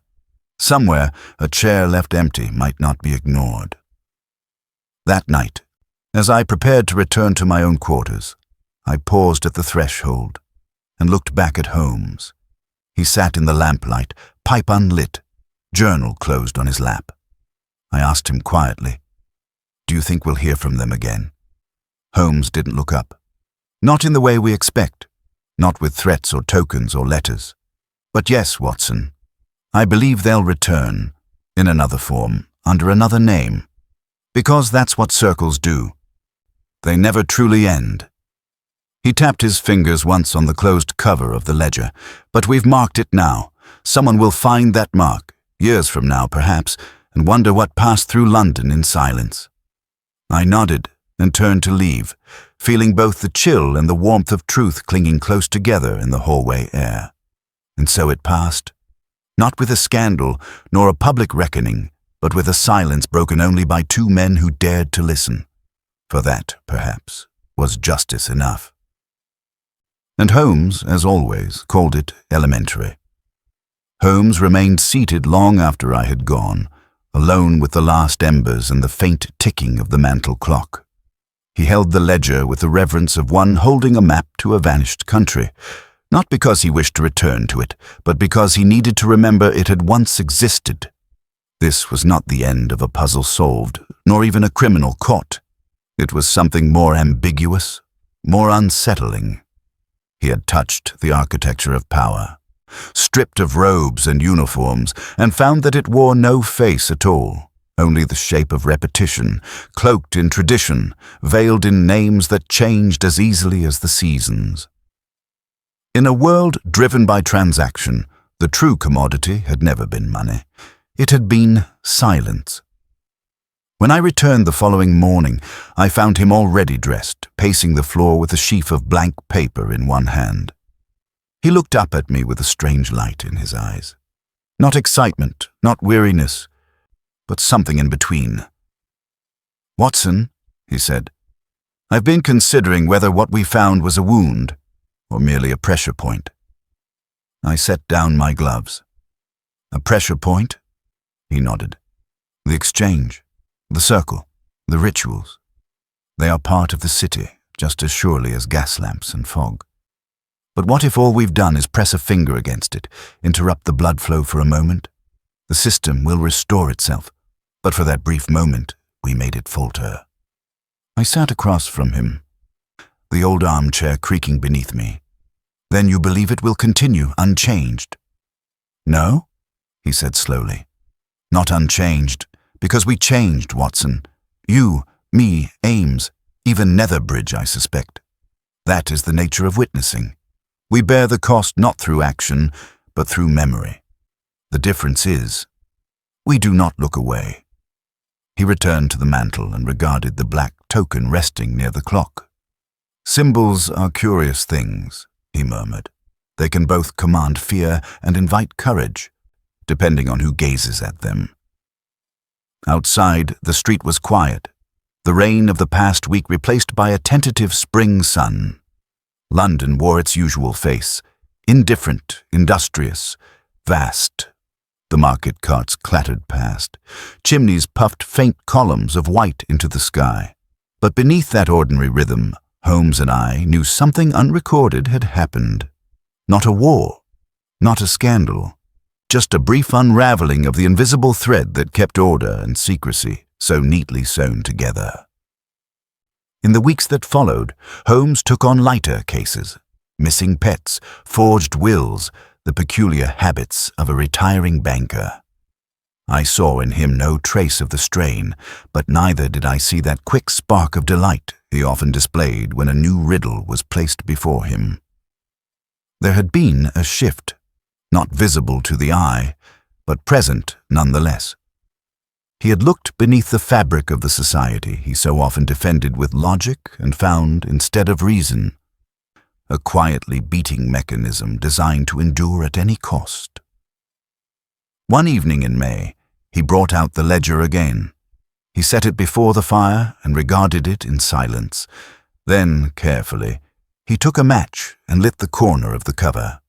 The flame caught slowly, curling along the spine, blackening the names within. We watched it burn down to ash in the grate, saying nothing. There would be no copies, no archive. No court would ever see it, and yet, in that act, Holmes did not erase it. He fulfilled its final entry. The ledger could no longer be used to rebuild what it once supported. It could no longer trap others within its silence. When it was gone, he looked at me and said, "Let those who need it remember." And I understood. Some truths are not shouted. Some victories are not declared.